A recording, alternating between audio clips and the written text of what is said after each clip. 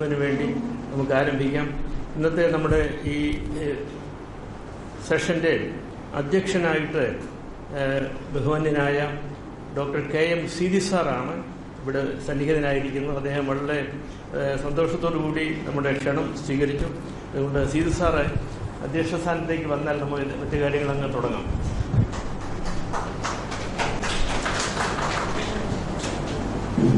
ഞാൻ എൻ്റെ ഔപചാരികമായിട്ടുള്ള സ്വാഗതം അവരോട് വന്നു കഴിഞ്ഞിട്ട് നടത്തിക്കൊള്ളാം. പൗലോസ് മാർ ഗ്രിഗോറിയോസ് ചെയറിൻ്റെ ആഭിമുഖ്യത്തിലാണ് നമ്മൾ ഈ സമ്മേളനം, ഈ പ്രഭാഷണവും ചർച്ചയും നടത്തുന്നത്. ഇത് ഏതാണ്ട് 1.5 മാസങ്ങൾക്ക് മുൻപ് ബസേലിയോസ് കോളേജിൽ വെച്ച് നടത്താൻ വേണ്ടി നമ്മൾ എല്ലാ ക്രമീകരണങ്ങളും നടത്തിയെങ്കിലും തലേദിവസം വൈകിട്ട് സച്ചിദാനന്ദൻ മാഷിന് ശാരീരികമായ അസ്വസ്ഥതയുണ്ടാവുകയും അത് റദ്ദ് ചെയ്യാനായിട്ട് നമ്മൾ നിർബന്ധിതരാവുകയും ചെയ്തു. അതുകൊണ്ട് ഇപ്രാവശ്യം വെന്യൂ മാറ്റി. കാരണം 4 മണിക്കാണ് അദ്ദേഹത്തിൻ്റെ സമയം പറഞ്ഞത്. 4 മണിക്ക് നമുക്കറിയാമല്ലോ, കോളേജുകളിൽ 4 മണി സമയം എന്ന് പറയുന്നത് ഒരു മീറ്റിംഗ് നടത്താൻ പറ്റിയ സാഹചര്യമല്ല. അതുകൊണ്ടാണ് കുറേ കൂടി സ്വസ്ഥമായ ഈ സ്ഥലത്തേക്ക് നമ്മളിത് വെച്ചത്. മാത്രമല്ല, പൗലോസ് മാർ ഗ്രിഗോറിയോസ് ഒരു മെമ്മോറിയൽ ലെക്ചർ കൂടിയാണ് ഇത്.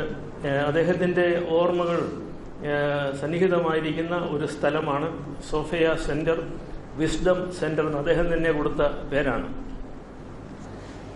ബഹുമാനായ സീതി സാറിനൊക്കെ അറിയാം, മഹാത്മാഗാന്ധി യൂണിവേഴ്സിറ്റി ആരംഭിക്കുന്ന ആ കാലയളവിൽ അവിടെ എല്ലാ ഡിപ്പാർട്ട്മെന്റുകൾക്കും വേണ്ട ഭൗതിക സാഹചര്യങ്ങളായിട്ടില്ല. സോഷ്യൽ സയൻസസിലൊക്കെ പല ക്ലാസ്സുകളും ഇവിടെ വെച്ചാണ് നടന്നത്. സെമിനാറുകളൊക്കെ ഞാൻ ഇപ്പോഴും ഓർക്കുന്നുണ്ട്. അന്ന് ഞങ്ങൾ ഇവിടെ വിദ്യാർത്ഥികളാണ്. അപ്പോൾ പല ചർച്ചകളും ക്ലാസ്സുകളും സോഫിയ സെന്ററിൽ വെച്ച് നടത്തുകയും പ്രഗത്ഭരായ പണ്ഡിതന്മാർ ഇവിടെ വരികയും ചെയ്തത് ഞാൻ ഓർക്കുന്നു. അതുപോലെ തന്നെ ഞങ്ങളുടെ പഠനകാലത്ത് മാർക്സിസ്റ്റ് സൈദ്ധാന്തികനായ P. ഗോവിന്ദപിള്ള ഇവിടെ ഉച്ചയ്ക്ക് വന്നാൽ രാത്രി 10 മണിക്കാണ് ലൈബ്രറിയിൽ നിന്ന് പോകുന്നത്. അത് ഇവിടുത്തെ ലൈബ്രറി മാത്രമല്ല, അന്ന് നിങ്ങൾക്കറിയാം 60കളിലും 70കളിലും ഒന്നും വിദേശത്ത് നിന്ന് പുസ്തകങ്ങൾ കിട്ടുക എന്ന് പറയുന്നത് അത്ര എളുപ്പമായിരുന്നില്ല. അതുകൊണ്ട് വലിയ പുസ്തക കമ്പക്കാർക്ക് പുതിയ ആശയങ്ങളും പുതിയ പുസ്തകങ്ങളും ലഭിക്കണമെങ്കിൽ നിരന്തരമായിട്ട് യൂറോപ്പിലും അമേരിക്കയിലും ജപ്പാനിലുമൊക്കെ സഞ്ചരിക്കുന്ന ആളുകൾ വേണമായിരുന്നു. അങ്ങനെ ഒരാളായിരുന്നു പൗലോസ് മാർ ഗ്രിഗോറിയോസ്. അതുകൊണ്ട് അദ്ദേഹത്തിൻ്റെ കയ്യിൽ നിന്ന് പുസ്തകം വാങ്ങിച്ച് ഇവിടെ തന്നെ ഇരുന്ന് വായിച്ച് നോട്ടെഴുതിക്കൊണ്ട് പോകുന്ന PGA P. ഗോവിന്ദപിള്ളയെ ഞാനിപ്പോഴും ഓർക്കുന്നു. അന്ന് വിദ്യാർത്ഥികളായ ഞങ്ങൾക്ക് അത്ഭുതമായിരുന്നു.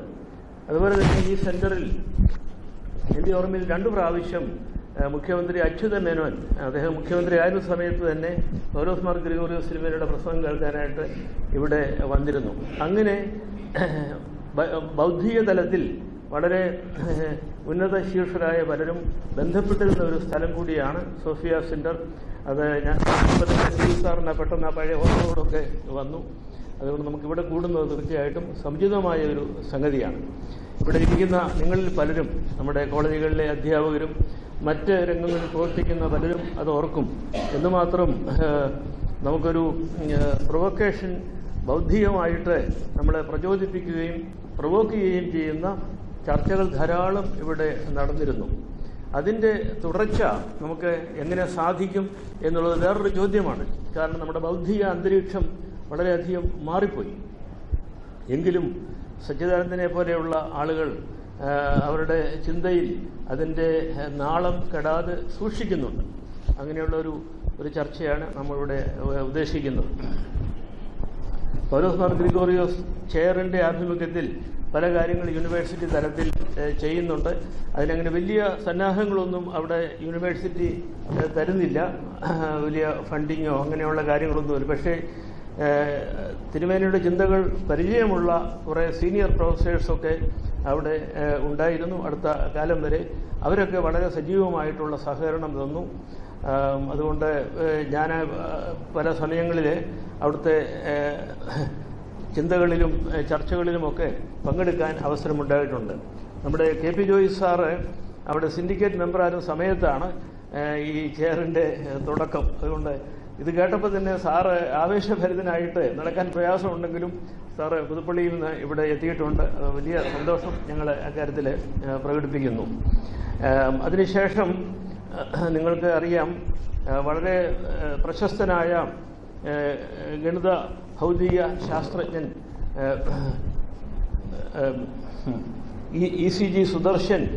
ഇ.സി. ജോർജ് സുദർശൻ അതിൻ്റെ ഇൻകംബൻ്റായിട്ട് എടുത്തെങ്കിലും അദ്ദേഹം ഒരു പ്രസംഗം മാത്രം ചെയ്തുകൊണ്ട് പിന്നെ അദ്ദേഹം അമേരിക്കയിലേക്ക് അങ്ങ് പോയി. പിന്നെ അദ്ദേഹത്തെ കണ്ടില്ല. പിന്നെ കുറേ നാളിതിൽ ഡോർമെൻ്റായിട്ട് കിടന്നു. അതിനുശേഷമാണ് അതിനെ റിവൈവ് ചെയ്തത്. നമ്മുടെ വൈസ് ചാൻസലർ ബാബു സെബാസ്റ്റ്യൻ്റെ കാലത്താണ് അത് റിവൈവ് ചെയ്ത് എന്നെയും അതിനെ പ്രത്യേകമായിട്ട് ചുമതലപ്പെടുത്തത്.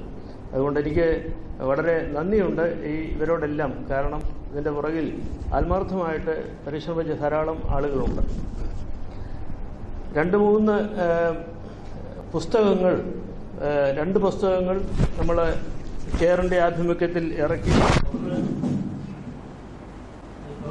ഗ്രിഗോറിയോസ് തിരുമേനിയുടെ വിവിധ വൈജ്ഞാനിക ശാഖകളിലുള്ള അദ്ദേഹത്തിൻ്റെ രചനകളിൽ നിന്ന് തിരഞ്ഞെടുത്ത ഭാഗങ്ങൾ, കമൻട്രി നോട്ട്സും ഉൾപ്പെടെ ഞാൻ എഡിറ്റ് ചെയ്തതാണ് ഈ പൗലോസ് മാർ ഗ്രിഗോറിയോസ് റീഡർ എന്ന് പറയുന്ന പുസ്തകം. ഇത് പലർക്കും വളരെ പ്രയോജനകരമായിട്ട് സാക്ഷ്യം നൽകിയിട്ടുണ്ട്. കാരണം അദ്ദേഹത്തിൻ്റെ ചിന്തകൾ നിങ്ങൾക്കറിയാം.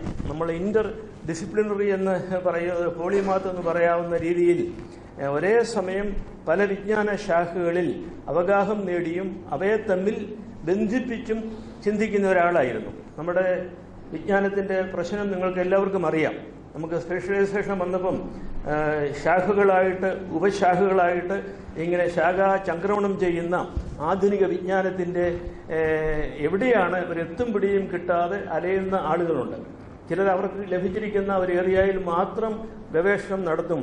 പക്ഷെ പലപ്പോഴും നമ്മുടെ മാറി മാറി വരുന്ന സർക്കാരുകളും അധികാര കേന്ദ്രങ്ങളും യൂണിവേഴ്സിറ്റികളും അങ്ങനെ നടക്കുന്ന ഗവേഷണം R&D എന്നൊക്കെ പറയുമെങ്കിലും അങ്ങനെ നടക്കുന്ന ഗവേഷണത്തെ ഒന്നുകിൽ മനുഷ്യർക്ക് കമ്പോളത്തിൽ വിൽക്കാവുന്ന അല്ലെങ്കിൽ കമ്പോള മൂല്യമുള്ള ഏതെങ്കിലും ഒരു പ്രോഡക്റ്റായിട്ട് ഉൽപ്പന്നമായിട്ട് അതിൽ നിന്നുണ്ടാകണം.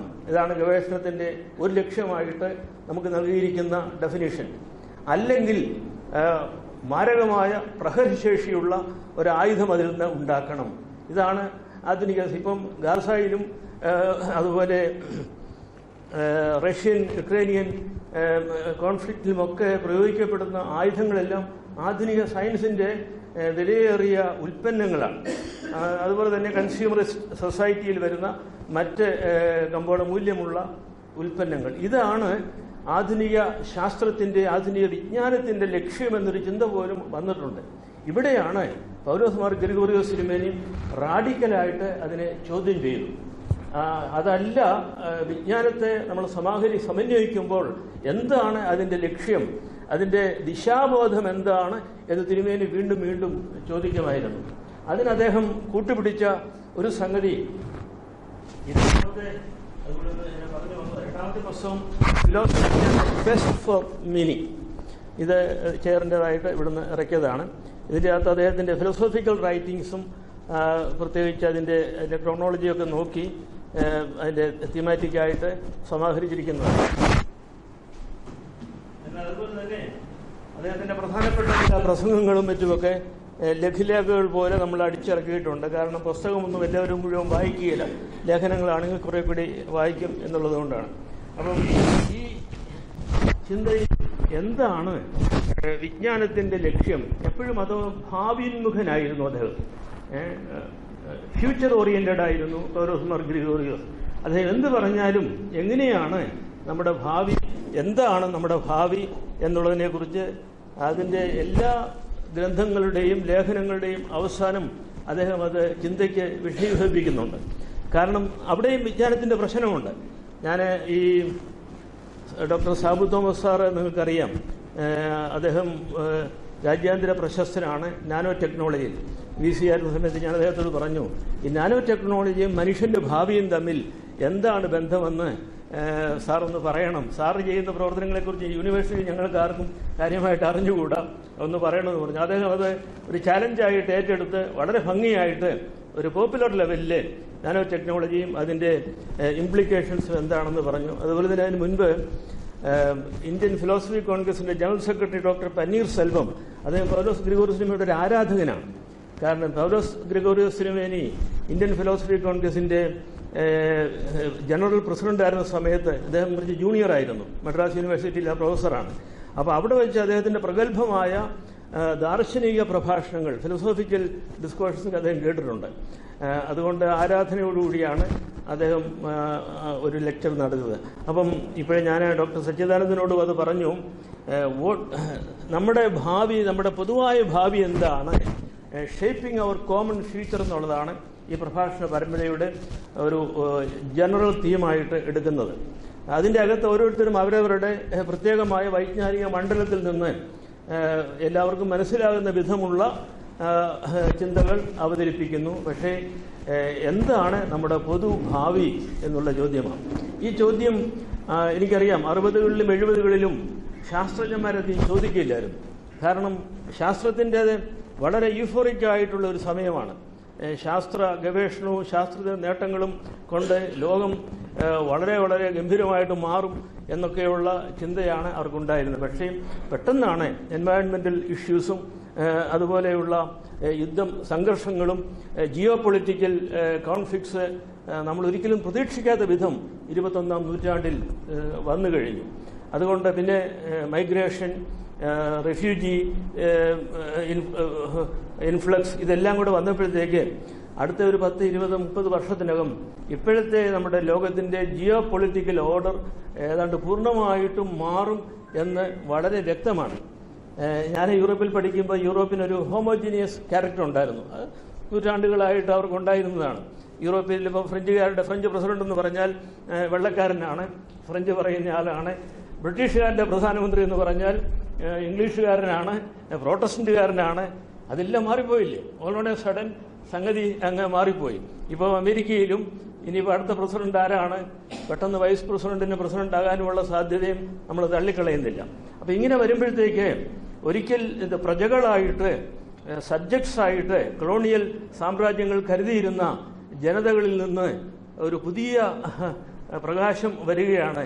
അതുകൊണ്ട് യൂറോപ്പിന്റെ ആ ഹോമോജീനിയസ് ക്യാരക്ടർ പൂർണ്ണമായിട്ടും മാറും. നിങ്ങൾ ലണ്ടനിൽ ചെന്നൊരു ബസ്സിൽ കയറിയാൽ ആ ബസ്സിൽ നിറച്ച ആളുണ്ടെങ്കിലും ഒരു ഇംഗ്ലീഷുകാരനെ പോലും നിങ്ങൾ അതിൻ്റെ അകത്ത് കണ്ടുവന്ന് വരികയില്ല. അതുതന്നെയാണ് മെട്രോയിൽ പോയാലും എവിടെ പോയാലും ഉള്ള സംഗതികൾ.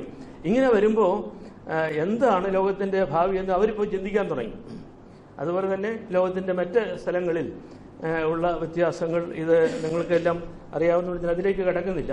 ഞാൻ പറഞ്ഞു, ഇത് തിരുമേനി ഈ കാര്യങ്ങളെക്കുറിച്ച് അതാണ് ഞങ്ങളുടെയൊക്കെ വലിയൊരു അഭിമാനവും ഭാഗ്യവും അതാണെന്ന് തോന്നുന്നു. നിരന്തരമായിട്ട് ഈ ചോദ്യങ്ങൾ വിദ്യാർത്ഥികളായ ഞങ്ങളോട് ചോദിക്കുകയും ഞങ്ങളുടെ അഭിപ്രായങ്ങൾ കേൾക്കുകയും ചെയ്യുന്ന ഒരാളായിരുന്നു. പലർക്കും, സാധാരണക്കാരായ പലരും പറയും അദ്ദേഹത്തിന്റെ ചിന്തകൾ ഞങ്ങൾ മനസ്സിലാവുകയില്ല, അദ്ദേഹത്തിന്റെ അടുത്ത് അടുക്കാൻ പറ്റുകയില്ല, ഭയങ്കരനാണ്, ഭീകരനാണെന്നൊക്കെ ആളുകൾ പറയുമായിരുന്നു. ശരിയാണ്, അദ്ദേഹത്തിന് കോപമൊക്കെ ഉണ്ടായിരുന്നു. പക്ഷേ ഏതെങ്കിലും ഒരു ജ്ഞാനമർത്ഥിക്കുന്ന ഒരു ചെറുപ്പക്കാരനോ ചെറുപ്പക്കാരിയോ വന്നിട്ട് അദ്ദേഹം എത്ര തിരക്കാണെങ്കിലും ഒരു നല്ല ചോദ്യം ചോദിച്ചാൽ അതിനുവേണ്ടി അദ്ദേഹം അനേകം മണിക്കൂറുകൾ ഇരുന്ന് സമയം കൊടുക്കുമായിരുന്നു. ഞാനിപ്പോഴും ഓർക്കുന്നു, ഈ ഇവിടെയുള്ള കുമരക ശങ്കുണ്ണി മേനോന്, പ്രൊഫസർ KM തരകന്, അതുപോലെ മുമ്പേ പറഞ്ഞ പി ഗോവിന്ദപിള്ള, ഇവരൊക്കെ വന്നാൽ തിരുമേനിക്ക് എന്തെല്ലാം തിരക്കുണ്ടെങ്കിലും, കാരണം അവർ ചോദ്യങ്ങൾ ചോദിക്കാൻ വരുന്നവരാണ്. ആ ചോദ്യങ്ങൾക്ക് മറുപടി കൊടുക്കണം, അത് ചർച്ച ചെയ്യണം എന്നുള്ള ഒരു കമ്മിറ്റ്മെന്റ് അദ്ദേഹത്തിനുണ്ടായിരുന്നു. അദ്ദേഹത്തിന്റെ മിഷനായിരുന്നു, അല്ലാതെ ഒരു മുകളിൽ നിന്ന് താഴേക്ക് പറയുന്നൊരു സംഗതിയല്ല. അങ്ങനെ പ്രബുദ്ധമായ ഒരു മനസ്സും ധിഷണയും അദ്ദേഹത്തിന് ഉണ്ടായിരുന്നത് കൊണ്ടാണ് നമ്മളിപ്പോൾ ഈ ചെയറൊക്കെ ഇവിടെ ഉണ്ടാകാനുള്ള കാരണവും അതാണ്.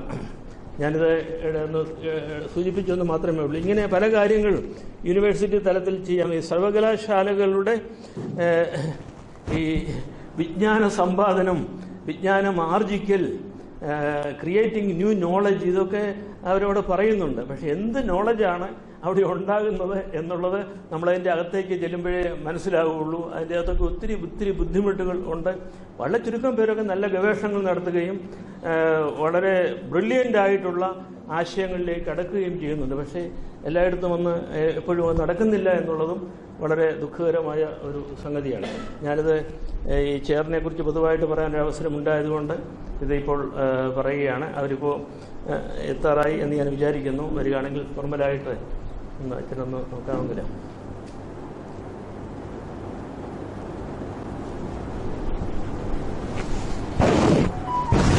ഇവിടെ ഇന്നത്തെ സച്ചിദാനന്ദ മാതൃഭൂമി വീക്കിലിയിൽ സച്ചിദാനന്ദൻ മാഷിൻ്റെ ഒരു കവിതയുണ്ട്, 20-ലെ ഒരു ഓർമ്മ എന്ന് പറഞ്ഞ്. അത് ഇപ്പോഴത്തെ നമ്മുടെ ഈ വിഷയമായിട്ട്, ദി ഐഡിയ ഓഫ് ഇന്ത്യ എന്നുള്ള വിഷയവുമായിട്ട് വളരെ ബന്ധപ്പെട്ട ഒന്നാണ്. അത് ഞാൻ അദ്ദേഹത്തോട് ചോദിക്കാം, അതിൻ്റെ ഒരു സ്റ്റാൻസായെങ്കിലും ഒന്ന് ചൊല്ലാമോ എന്ന് ചോദിക്കാം. അതിൻ്റെ അകത്ത് അദ്ദേഹം 5-ാം വയസ്സിൽ ട്രൗസർ ഇട്ടുകൊണ്ട് ഇന്ത്യയുടെ ദേശീയ പതാക ഉയർത്തി ഗാന്ധിജിക്ക് കീജെ വിളിച്ച് ഓടിക്കൊണ്ടിരിക്കുന്ന സംഭവങ്ങൾ പറയുന്നുണ്ട്. നിളയുടെ തീരത്ത് ഇരുന്ന് കൂട്ടുകാരുമായിട്ട് ഭാവിയെക്കുറിച്ച്, നമ്മുടെ രാജ്യത്തിൻ്റെ ഭാഗധേയത്തെക്കുറിച്ച് ചിന്തിക്കുന്ന കാര്യങ്ങളൊക്കെ പറയുന്നുണ്ട്.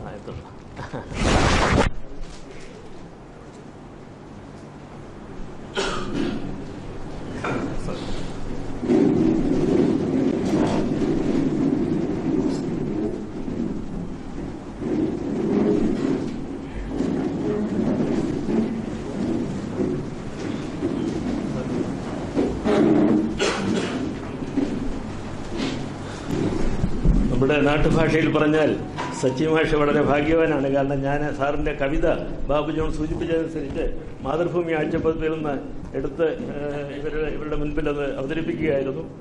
അപ്പോഴാണ് സാറ് കയറി വന്നത്. ഞങ്ങൾ ഈ പൗലോസ് ഗ്രിഗോറിയോസ് ചെയറിനെ കുറിച്ച് പൊതുവായിട്ട് അല്പസമയം എടുത്ത് പറയുകയായിരുന്നു. എങ്കിൽ നമുക്ക് ഔപചാരികമായിട്ട് നമ്മുടെ സെഷൻ നമുക്ക് ആരംഭിക്കാം. ഞാൻ നേരത്തെ സൂചിപ്പിച്ചതുപോലെ ഈ വർഷത്തെ പൊതുവായിട്ടുള്ള തീമായിട്ട് ഷേപ്പിംഗ് അവർ കോമൺ ഫ്യൂച്ചർ, നമ്മുടെ പൊതുഭാവി എങ്ങനെ രൂപപ്പെടുത്താം എന്നുള്ളതാണ് ചോദ്യം. പ്രത്യേക വിജ്ഞാന ശാഖകളിൽ നിന്ന് ആളുകളെ ക്ഷണിച്ച് അവരുടെ പ്രത്യേക മണ്ഡലത്തിൽ നിന്ന് ഭാവിയിലേക്ക് നോക്കുകയും ആ ഭാവി എങ്ങനെ ഒരു പ്രത്യേക മതത്തിൻ്റെയോ ഒരു പ്രത്യേക സെക്ഷൻ്റെയോ വംശത്തിൻ്റെയോ മാത്രം ഭാവിയാകാതെ മനുഷ്യവർഗത്തിൻ്റെ പൊതുഭാവി എങ്ങനെ നമുക്ക് രൂപപ്പെടുത്താം, ഇതൊരു പ്രധാനപ്പെട്ട ചോദ്യമായിട്ട് ഞങ്ങളെ അവതരിപ്പിക്കുകയാണ്. ഞങ്ങൾക്ക് വളരെ ഭാഗ്യമുണ്ട്. സാറ് നമുക്കൊന്നും ക്യാൻസൽ ചെയ്യേണ്ടി വന്നു. 2 മാസം മുൻപ് ബസേലിയോസ് കോളേജിൽ വെച്ച് നമ്മൾ പ്ലാൻ ചെയ്തതാണ്. സാറിന് ദേഹാസ്വാസ്ഥ്യം മൂലം അത് സാധിച്ചില്ല. എങ്കിലും ഇപ്പം നമുക്കതൊരു വലിയ ഭാഗ്യമായി മാഷിവിടെ വന്നത്. ഈ സമ്മേളനത്തിൽ അധ്യക്ഷത വഹിക്കാമെന്ന് സദയം സന്തോഷപൂർവ്വം സംബന്ധിച്ച പ്രൊഫസർ ഡോക്ടർ KM സീതി, നിങ്ങൾക്ക് എല്ലാവർക്കും അറിയാം, അദ്ദേഹം മഹാത്മാഗാന്ധി യൂണിവേഴ്സിറ്റിയിൽ Inter university centre for social science റിസർച്ചിൻ്റെ ഡയറക്ടറാണ്. പിന്നെ അനേകം മറ്റ് ചുമതലകൾ അദ്ദേഹം വഹിക്കുന്നുണ്ട്. വലിയ ജേർണലുകൾ അദ്ദേഹം എഡിറ്റ് ചെയ്തിട്ടുണ്ട്. ഇങ്ങനെ ബൗദ്ധിക മണ്ഡലത്തിൽ വളരെ കാര്യമായ സംഭാവനകൾ നൽകുകയും അതേസമയം തന്നെ എല്ലാവർക്കും ആക്സസിബിൾ ആവുകയും തുറന്ന മനസ്സോടുകൂടി കാര്യങ്ങൾ ചിന്തിക്കുകയും പ്രത്യേകിച്ചും പുരോഗമനപരമായ ആശയങ്ങളെ അദ്ദേഹം സസന്തോഷം സ്വീകരിക്കുകയും ചെയ്യുന്ന ആളാണ്. വളരെ നന്ദിയോടും സന്തോഷത്തോടും കൂടി സി.ഡി. മാഷിനെ അധ്യക്ഷ പദവിയിലേക്ക് ക്ഷണിക്കുന്നു. സച്ചിദാനന്ദൻ മാഷിനെ കുറിച്ച് ഞാനൊന്നും പറയണ്ടല്ലോ. 1970-കൾ മുതൽ നമ്മുടെ ദൈക്ഷണിക മണ്ഡലത്തിലും നമ്മുടെ കാവ്യ സംസ്കാരത്തിലുമൊക്കെ അനുഭവമായ സംഭാവനകൾ നൽകിയ വ്യക്തിത്വമാണ്. അദ്ദേഹത്തിൻ്റെ കവിതകൾ വായിച്ചും മനനം ചെയ്തും 2-3 തലമുറകളിൽപ്പെട്ട പുതിയ കവികൾ നമ്മുടെ കേരളത്തിലുണ്ടായിട്ടുണ്ട്. എന്നാൽ സച്ചി മാഷിൻ്റെ കവിതകൾ കേരളത്തിൽ മാത്രമല്ല, അദ്ദേഹം കേന്ദ്ര സാഹിത്യ അക്കാദമിയുടെ സെക്രട്ടറി ആയിരുന്നു, നിങ്ങൾക്കറിയാം. അദ്ദേഹത്തിൻ്റെ നിരന്തരമായ യാത്രകളും വിവിധ സംസ്കാരങ്ങളുടെ കാവ്യ സംസ്കാരത്തെ അദ്ദേഹം സ്വാംശീകരിക്കുകയും പലതും അങ്ങോട്ട് തർജ്ജമ ചെയ്യുകയും ഇങ്ങോട്ട് തർജ്ജമ ചെയ്യുകയും ഒക്കെ ചെയ്ത് അദ്ദേഹം ഒരു ആഗോള പ്രശസ്തനായ ഒരു കവി കൂടിയാണ്. അദ്ദേഹം കവി എന്ന് പറയുമ്പോൾ നമുക്കറിയാം അദ്ദേഹത്തിൻ്റെ മറ്റ് സംഭാവനകൾ, അദ്ദേഹത്തിൻ്റെ രചനകൾ എല്ലാവർക്കും തന്നെ അറിയാം. അതുപോലെ തന്നെ അദ്ദേഹത്തിൻ്റെ നിലപാടുകൾ ഒരു കോംപ്രമൈസും കൂടാതെ അദ്ദേഹം മനുഷ്യഭാവിക്ക് വേണ്ടി, പൊതു നന്മയ്ക്ക് വേണ്ടി നിലകൊള്ളുന്ന ഒരാളാണ്. കവികളുടെ വലിയ ഒരു ദർശനവും ദൗത്യവും അതാണെന്ന് നമുക്കറിയാം. അക്കാര്യത്തിൽ സച്ചി മാഷ് വാസ്തവത്തിൽ നമുക്ക് വലിയ അഭിമാനകരമാണ്. ഇവിടെ ഇത് വായിക്കാൻ തുടങ്ങുകയാണ്, പക്ഷേ ഞാനതിലേക്ക് എടുക്കുന്നില്ല. എങ്കിലും 20-ലെ ഓർമ്മയെന്ന് പറഞ്ഞ ഒരോർമ്മ എന്ന് പറഞ്ഞ് അദ്ദേഹം എഴുതിയതിലെ ദീർഘമേ ഗതകാലം ഭാവി ഹ്രസ്വവും എന്ന് പറഞ്ഞ് തുടങ്ങുന്ന കവിതയിൽ നിളയുടെ തീരത്ത് അദ്ദേഹം വന്ന 20കളിൽ ഉള്ള യുവജനങ്ങളാണ്. അവരുടെ പേരുകളൊക്കെ ഇവിടെ പറയുന്നുണ്ട്. അവരെല്ലാവരും കൂടെ ഇരുന്ന് ഭാവിയെക്കുറിച്ച് ചിന്തിക്കുന്നതും വി.ടി. ഭട്ടതിരിപ്പാടിൻ്റെ ഹോസ്പിറ്റാലിറ്റി സ്വീകരിച്ച് ഗോതമ്പടയും കട്ടൻ കാപ്പിയും ഒക്കെ കുടിക്കുന്ന കാര്യവും ഒക്കെ വളരെ ഗ്രഹാതൃത്വത്തോടുകൂടി അദ്ദേഹം ഇവിടെ പറയുന്നുണ്ട്. പക്ഷേ അദ്ദേഹം പറയുന്നു, ആ നിള വറ്റിപ്പോയി, ആ മണൽത്തരികളിൽ ഊറി നിന്നതാം മറ്റൊരു ഇന്ത്യ തൻ ഈർപ്പം കൂടി പറ്റിപ്പോയി. അതാണ് നമ്മുടെ സങ്കടം. എന്താണ് ഇന്ത്യ എന്ന ആശയം എന്നുള്ളതിനെക്കുറിച്ച് ചിന്തിക്കുമ്പം ഇത് വളരെ നമ്മുടെ ഹൃദയത്തിൽ സ്പർശിക്കുന്ന വാക്കുകളാണ്. പാഴായില്ലൻ ജന്മമെന്ന ആർജൊല്ലും വാമൂടിയ സ്വാതന്ത്ര്യം ഹൃത്സ്പന്ദങ്ങൾ താഴ്ന്നുപോവും പാവം നാട്. തുള്ളുന്നുണ്ടപ്പോഴും എന്നുള്ളിലാ പയ്യൻ കോരിപ്പെയ്യുന്ന മഴ കൊണ്ട് നനഞ്ഞ കൊടി പോക്കി 51 ആഗസ്റ്റ് 15 കല്ലുകൊണ്ട് നഗ്നമാം പാദം വിങ്ങിലും നെഞ്ചും തള്ളിച്ചൻ നാട്ടിൻപുറത്തിലെ ചെമ്മൺ പാതയിലൂടെ ഗാന്ധിക്ക് കീജെ വിളിച്ചോടുമാ ട്രൗസർ ചക്കൻ. ആ ട്രൗസർ ചക്കനാണ് നമ്മുടെ കൂടെ ഉള്ളത്.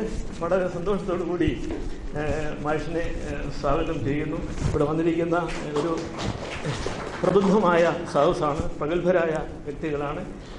എല്ലാവരെയും ഒറ്റവാക്കിൽ സ്വാഗതം ചെയ്തുകൊണ്ട് എൻ്റെ വാക്കുകൾ അവസാനിപ്പിക്കുന്നു.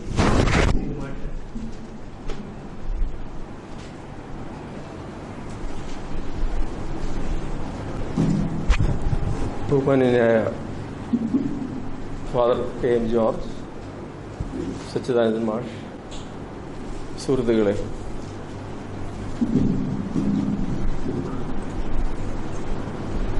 പൗലോസ് മാർ ഗ്രിഗോറിയസ് ചെയറിന്റെ നിരവധി പരിപാടികളിൽ ഞാൻ പങ്കെടുത്തിട്ടുണ്ട്.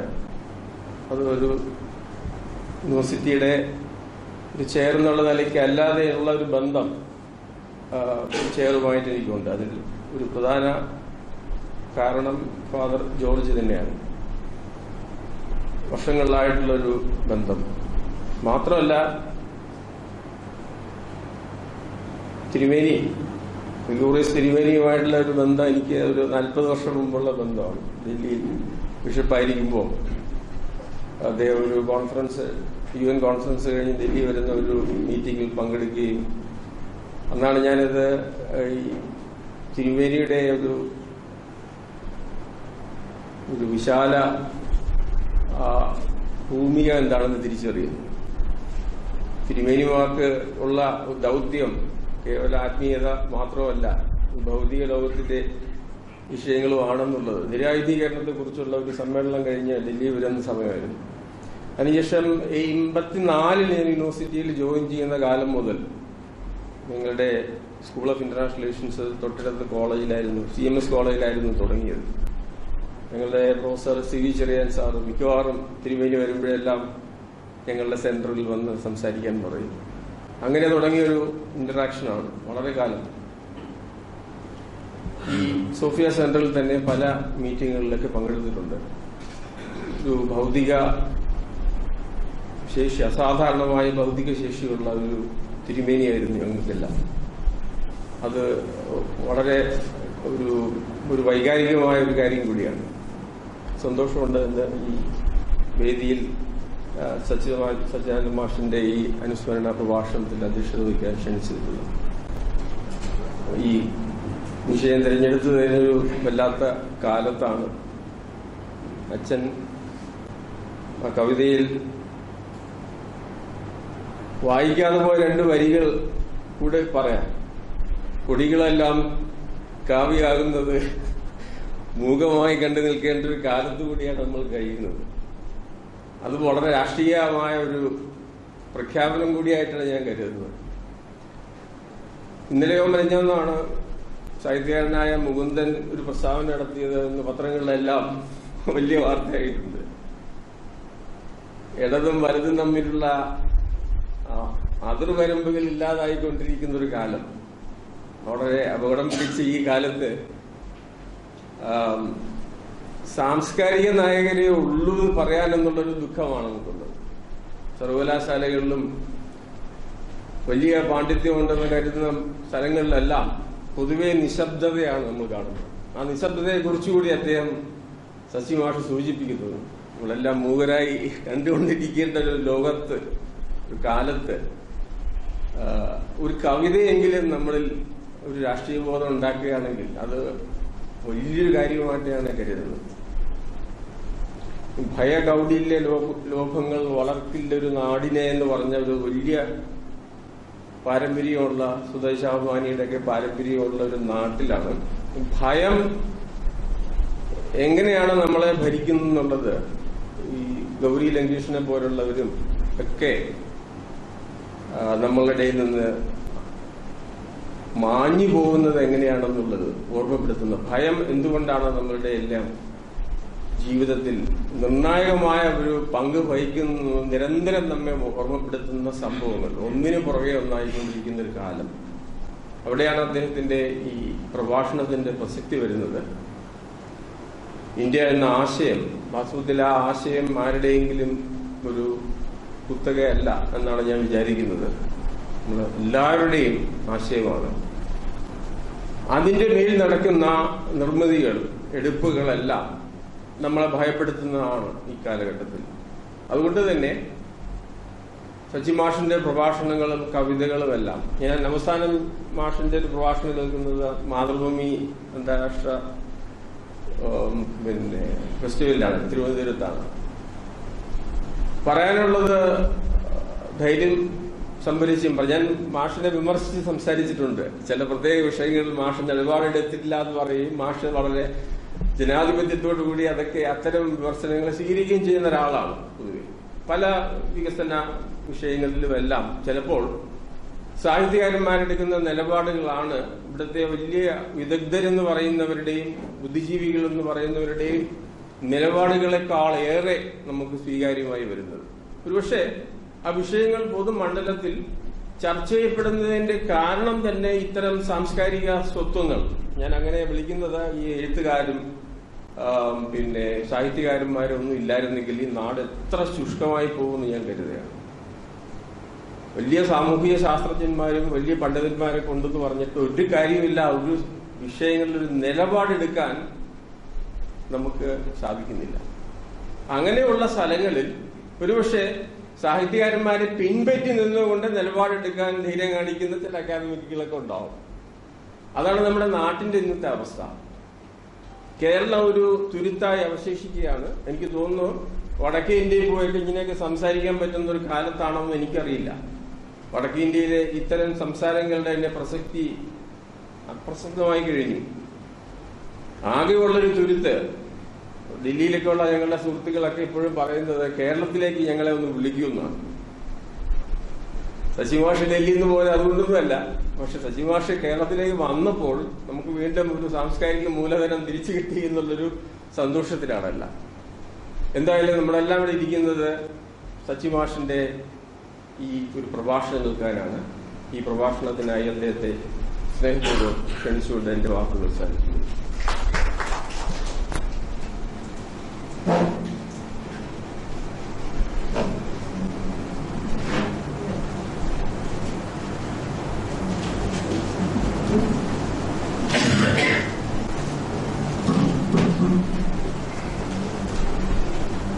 യോഗാധ്യക്ഷൻ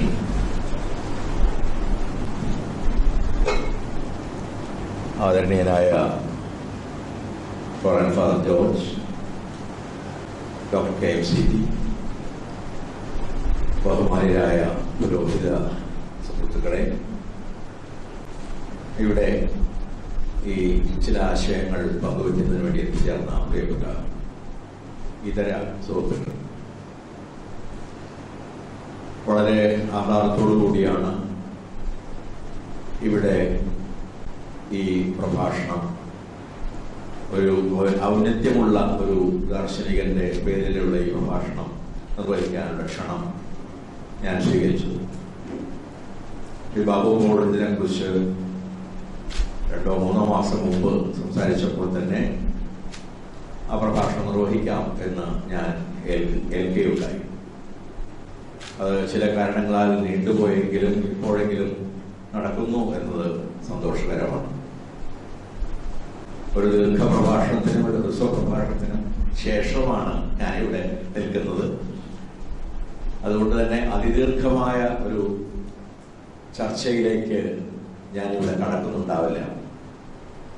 അനേകം ലേഖനങ്ങളിലൂടെ, അനേകം പ്രഭാഷണങ്ങളിലൂടെ, അവയിൽ പലതും യൂട്യൂബിൽ ലഭ്യമാണ്. ഞാൻ പറഞ്ഞിട്ടുള്ള കാര്യങ്ങളിലൂടെ നിങ്ങൾ കടന്നു പോവുക എന്ന് അഭ്യർത്ഥിക്കാനാണ് ആദ്യമായിട്ട് എനിക്ക് തോന്നുന്നത്. അതോടൊപ്പം തന്നെ എനിക്ക് നൽകപ്പെട്ട വിഷയത്തെക്കുറിച്ച്, ഇന്ത്യ എന്ന ആശയം, ദ ഐഡിയ ഓഫ് ഇന്ത്യ എന്ന വിഷയത്തെക്കുറിച്ച് ചില പ്രാഥമിക വിചാരങ്ങൾ നിങ്ങളുമായി പങ്കിടാൻ ശ്രമിക്കുക കൂടിയാണ് ഞാനിവിടെ ചെയ്യുന്നത്. അതിന് ആമുഖം എന്ന നിലയിൽ ഒരു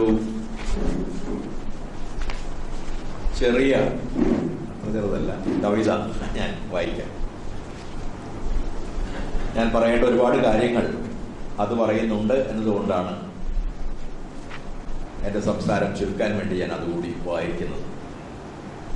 ഈ കാലത്ത് 2014 മുതൽ മാത്രമല്ല അതിനു മുമ്പും എഴുതിയ എന്റെ അനേകം കവിതകളിൽ ഫാഷിസത്തിന്റെ പ്രച്ഛന്നമായ കടന്നുവരവ് ഒരു പ്രധാനമായ ഉത്കണ്ഠയായിരുന്നിട്ടുണ്ട്. അതിന്റെ ഒരു തുടർച്ചയാണ് ഒരുപക്ഷെ ഈ കവിതയും. ഇത് വാസ്തവത്തിൽ ആവശ്യപ്പെടുന്നത് നമ്മോട് തന്നെ ആത്മപരിശോധന നടത്താനാണ്. ഒരു സുപ്രഭാതത്തിൽ വളരെ പെട്ടെന്ന് സംഭവിച്ച ഒന്നല്ല ഈ ദുർഭരണത്തിന്റെ ആരംഭം.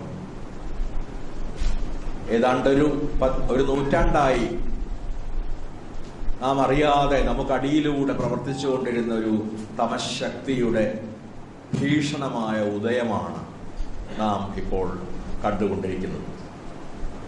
ഹിന്ദു മഹാസഭയുടെ രൂപീകരണം മുതൽ ഇന്നോളമുള്ള അതിന്റെ ചരിത്രം, അതിന്റെ രൂപാന്തരങ്ങൾ, അത് മനുഷ്യർക്ക് മുമ്പിൽ, ജനങ്ങൾക്ക് മുമ്പിൽ ഉയർത്തിയ വെല്ലുവിളികൾ, അത് നടത്തിയ ഭീഷണികൾ, അത് നടത്തിയ കൊലപാതകങ്ങൾ, ഇവയെല്ലാം തിരിച്ചറിയാവുന്ന ഒരാൾക്ക് പെട്ടെന്ന് തന്നെ മനസ്സിലാകും, ഒരു ദിവസം കൊണ്ട് സംഭവിച്ചതല്ല ഇത്. നാം മൗനികളായിരുന്നപ്പോൾ, നാം ബധിരരായിരുന്നപ്പോൾ സാവധാനം സാവധാനം നമുക്കെല്ലാവർക്കും എതിരായ ഒരു ശക്തി, ജനാധിപത്യത്തിനെതിരായ, മതസൗഹാർദ്ദത്തിനെതിരായ, എല്ലാ തരത്തിലുമുള്ള ഭരണഘടനാപരമായ അവകാശങ്ങൾക്കെതിരായ ഒരു ശക്തി ക്രമേണ ക്രമേണ നമുക്കടിയിലൂടെ, നമുക്കിടയിലൂടെ ശക്തി പ്രാപിച്ചു വരികയായിരുന്നു എന്ന് ആ തരത്തിലുള്ളൊരു ആത്മപരിശോധനയ്ക്കുള്ള ആഹ്വാനം എന്ന നിലയിൽ കൂടിയാണ് ഈ വരികൾ, ഗദ്യത്തിൽ എഴുതപ്പെട്ട ഈ വരികൾ ഞാൻ വായിക്കുന്നത്. മുട്ടാളന്മാർ. ഇതിന് പിറകിൽ മറ്റൊരു കവിതയുണ്ട്. C.P. കഗഫി എന്ന ഗ്രീക്ക് കവി എഴുതിയ വെയിറ്റിംഗ് ഫോർ ദ ബാർബേറിയൻസ് എന്ന കവിതയാണ് അത്. ഞാൻ അത് മുമ്പ് പരിഭാഷ ചെയ്തിട്ടുമുണ്ട്. അതിൽ ഒരു പരിഷ്കൃത രാജ്യത്തിലെ ജനത പരിഷ്കാരം സഹിക്കാൻ വയ്യാതെ തെരുവിൽ പ്രാകൃതരായ മനുഷ്യരുടെ വരവിന് വേണ്ടി കാത്തു നിൽക്കുന്നതാണ് പ്രമേയം. കാരണം സംസ്കാരം ഏത് രൂപത്തിലാണ് കടന്നു വരിക എന്ന്, ഏത് രൂപത്തിലാണ് നമ്മെ നിശബ്ദരാക്കുകയും നമ്മുടെ ആത്മാവിനെ തന്നെ ഭൂതത്തെ പോലെ പിടികൂടുകയും ചെയ്യുക എന്ന് പറയുക പ്രയാസമാണ്.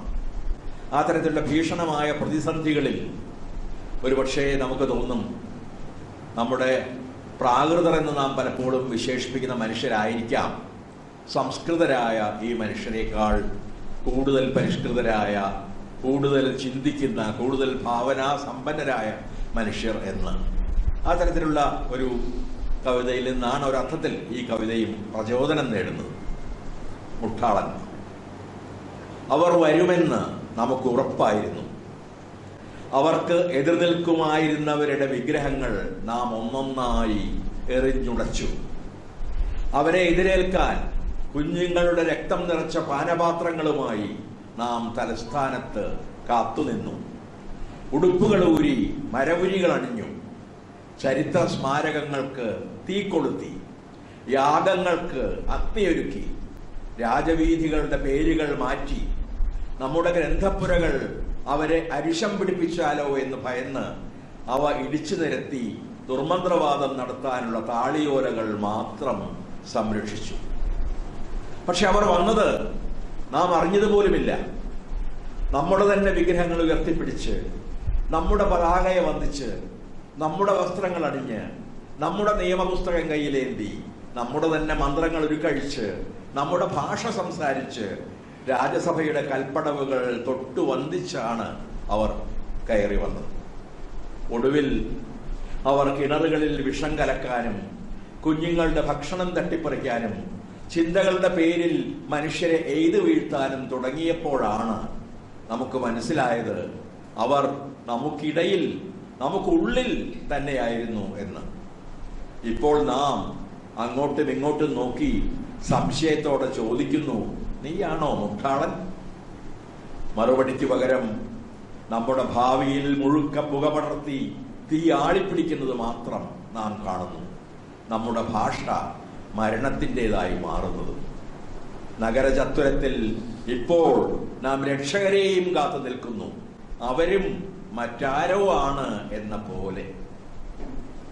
നമ്മുടെ രക്ഷകർ മറ്റാരോ ആണ് എന്ന ഈ ഭീഷണമായ തോന്നൽ ആണ് ഒരുപക്ഷെ ഇത്തരത്തിലുള്ള ദുഷ്ടശക്തികൾക്ക് ഇന്ത്യയെ പോലുള്ള രാജ്യങ്ങളിൽ വളരാനുള്ള മണ്ണൊരുക്കുന്നത്. മറ്റാരും നമ്മുടെ രക്ഷകനായി ഈ കാലത്ത് വരാനില്ല. നമുക്ക് തന്നെ നമ്മുടെ രക്ഷകരാവേണ്ടതുണ്ട്. നമുക്ക് തന്നെ സ്വയം ഈ പ്രതിസന്ധിയെ നേരിടാൻ സജ്ജരാകേണ്ടതുണ്ട്. നമുക്ക് സ്വയം തന്നെ നയങ്ങളും തന്ത്രങ്ങളും രൂപീകരിക്കേണ്ടതുണ്ട്. നമ്മുടെ ചിന്തകളെ നവീകരിക്കേണ്ടതുണ്ട്. നമ്മുടെ സംസ്കാരത്തെ, നമ്മുടെ വ്യവഹാരങ്ങളെ, നമ്മുടെ കവിതയെ, നമ്മുടെ സാഹിത്യത്തെ, നമ്മുടെ ജീവിത വീക്ഷണത്തെ മുഴുവൻ തന്നെ നവീകരിക്കേണ്ടതുണ്ട്. ആ തരത്തിലുള്ള ഒരു ആത്മനവീകരണത്തിലൂടെ കടന്നു പോകുമ്പോൾ മാത്രമേ അങ്ങോട്ടും ഇങ്ങോട്ടും നോക്കി നീയാണോ മുട്ടാളൻ എന്ന് ചോദിക്കുന്നതും മറ്റാരോ നമ്മെ രക്ഷിക്കാൻ വരുമെന്ന് പ്രതീക്ഷിച്ച് നാം തെരുവിൽ കാത്ത് നിൽക്കുന്നത്. അതുകൊണ്ട് ആ പ്രശ്നത്തിലേക്ക്, ആ പ്രതിസന്ധിയിലേക്ക് നിങ്ങളെ അല്പമൊന്ന് ക്ഷണിക്കുക മാത്രമാണ് ഞാൻ അല്പനേരം കൊണ്ട് ചെയ്യാൻ ആഗ്രഹിക്കുന്നത്. ഇവിടെ ഭയത്തെക്കുറിച്ച് അങ്ങ് സംസാരിച്ചപ്പോൾ ഞാൻ പെട്ടെന്ന് ഓർത്തത് നാസി ജർമ്മനിയിൽ പ്രചരിച്ചിരുന്നൊരു കഥയാണ്. നാസി ജർമ്മനി സന്ദർശിച്ച ഒരു ടൂറിസ്റ്റിനോട് അയാളുടെ നാട്ടിൽ തിരിച്ചെത്തിയപ്പോൾ നാട്ടുകാർ ചോദിച്ചു, ആരാണ് ഇപ്പോൾ ജർമ്മനി ഭരിക്കുന്നത് എന്ന്. അയാൾ പറഞ്ഞു, ഭയമാണ് ജർമ്മനിയെ ഭരിക്കുന്നത് എന്ന്. ഒരുപക്ഷെ ഇന്ന് ഇന്ത്യ സന്ദർശിച്ച് മടങ്ങിപ്പോകുന്ന ഒരാളുടെ ഉത്തരവും വളരെയൊന്നും വ്യത്യസ്തമാകും എന്ന് എനിക്ക് തോന്നുന്നില്ല. ഭയം കൊണ്ടുണ്ടാകുന്ന മൗനം, ഭയം കൊണ്ടുണ്ടാകുന്ന നിഷ്ക്രിയത, ഭയം കൊണ്ടുണ്ടാകുന്ന അനുരഞ്ജനം, ഇവ നമ്മെ ക്രമേണ കൂടുതൽ നിശബ്ദരാക്കുകയും നിസ്സഹായരാക്കുകയും ചെയ്തുകൊണ്ടിരിക്കുന്ന ഒരു സന്ദർഭത്തിലാണ് നാം ഇന്ന് ഇന്ത്യൻ രാഷ്ട്രീയത്തെയും ഇന്ത്യൻ സമൂഹത്തിന്റെ വിപരിണാമത്തെയും അടുത്ത് നോക്കിക്കാണാൻ ശ്രമിക്കുന്നത്. ഇന്ത്യ എന്ന ആശയം എന്താണ് എന്ന് ഒരൊറ്റ വാക്യത്തിൽ പറയുക ഒരുപക്ഷെ പ്രയാസമായിരിക്കും. എങ്കിലും ചില വാക്കുകളുണ്ട്, നാം അർത്ഥമറിഞ്ഞും അറിയാതെയും ആവർത്തിക്കാറുള്ള വാക്കുകൾ. അതിലൊന്ന് ബഹുസ്വരത എന്ന വാക്കാണ്. ഇംഗ്ലീഷിൽ പോളിഫോണി എന്ന് പറയും. ഈ ബഹുസ്വരത എന്ന വാക്ക് സവിശേഷമായ അർത്ഥവും പ്രസക്തിയും കൈവരിച്ച ഒരു കാലത്താണ് നാം ജീവിക്കുന്നത്. കാരണം ഇന്ത്യ എന്ന ആശയത്തിൻ്റെ അടിത്തറ ഈ ബഹുസ്വരതയാണ്.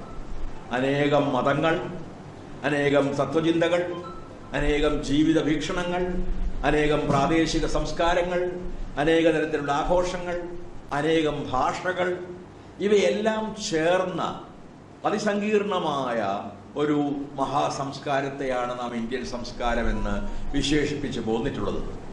ഏതെങ്കിലും ഒരു മതത്തിൻ്റെയോ ഒരു വംശത്തിൻ്റെയോ ഒരു പ്രദേശത്തിൻ്റെയോ ഒരു ഭാഷയുടെയോ മാത്രം സൃഷ്ടിയായ ഒരു ഇന്ത്യയല്ല, നേരെ മറിച്ച് ഇവരെല്ലാം ചേർന്ന് നിർമ്മിച്ച ഒരു വിഗ്രഹം നിർമ്മിക്കും പോലെ അനേക കാലങ്ങളെടുത്ത് നൂറ്റാണ്ടുകൾ കൊണ്ട് നിർമ്മിച്ച ഒരു സംസ്കൃതിയെയാണ് നാം ഇന്ത്യൻ സംസ്കൃതി എന്ന് വിളിച്ചു പോകുന്നത്.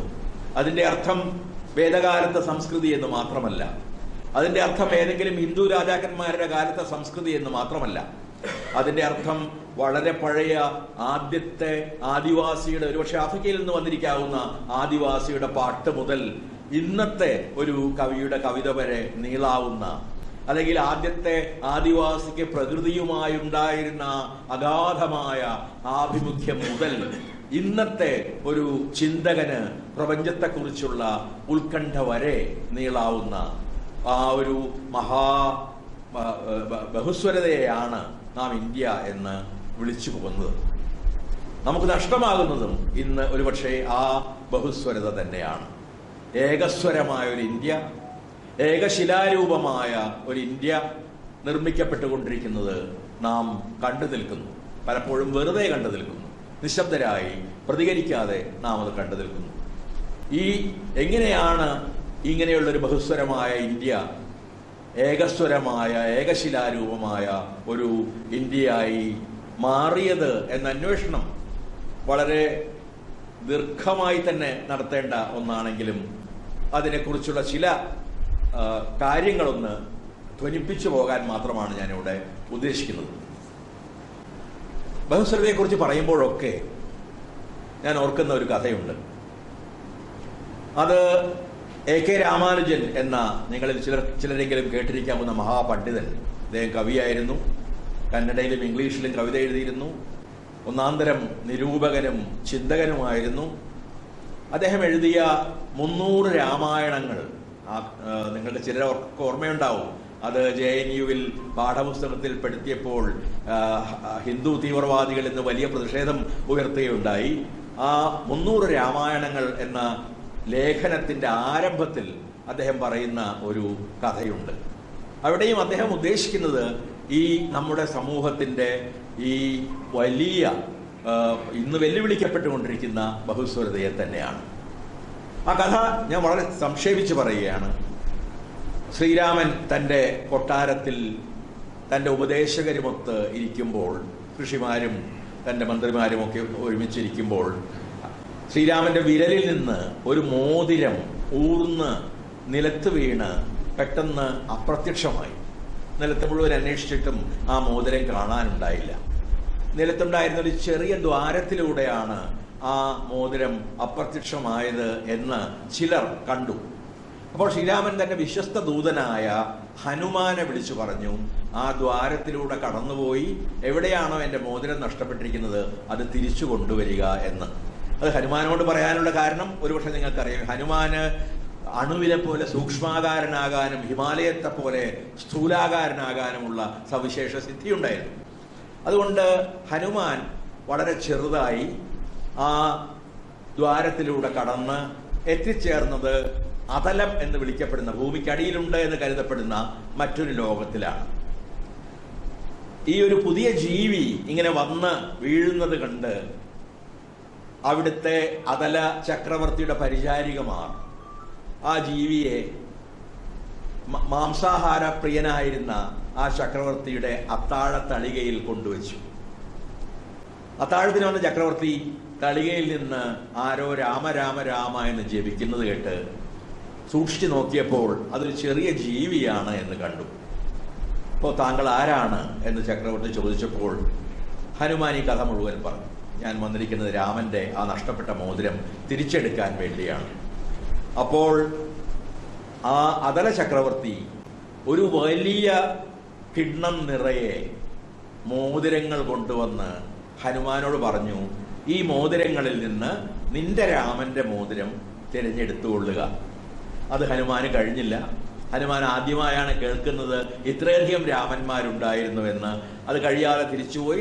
അപ്പോഴേക്കും ചക്രവർത്തി പറഞ്ഞിരുന്നു അനേക രാമന്മാരുണ്ടായിട്ടുണ്ട്. ഓരോ രാമൻ സ്വർഗപ്രവേശം ചെയ്യുമ്പോഴും അതിന് തൊട്ട് മുമ്പായി ഈ മോതിരം ഇവിടെ വന്ന് വീഴും. ആ മോതിരങ്ങളൊക്കെ പെറുക്കി ഞാനിവിടെ സൂക്ഷിച്ചിരിക്കുകയാണ് എന്ന്.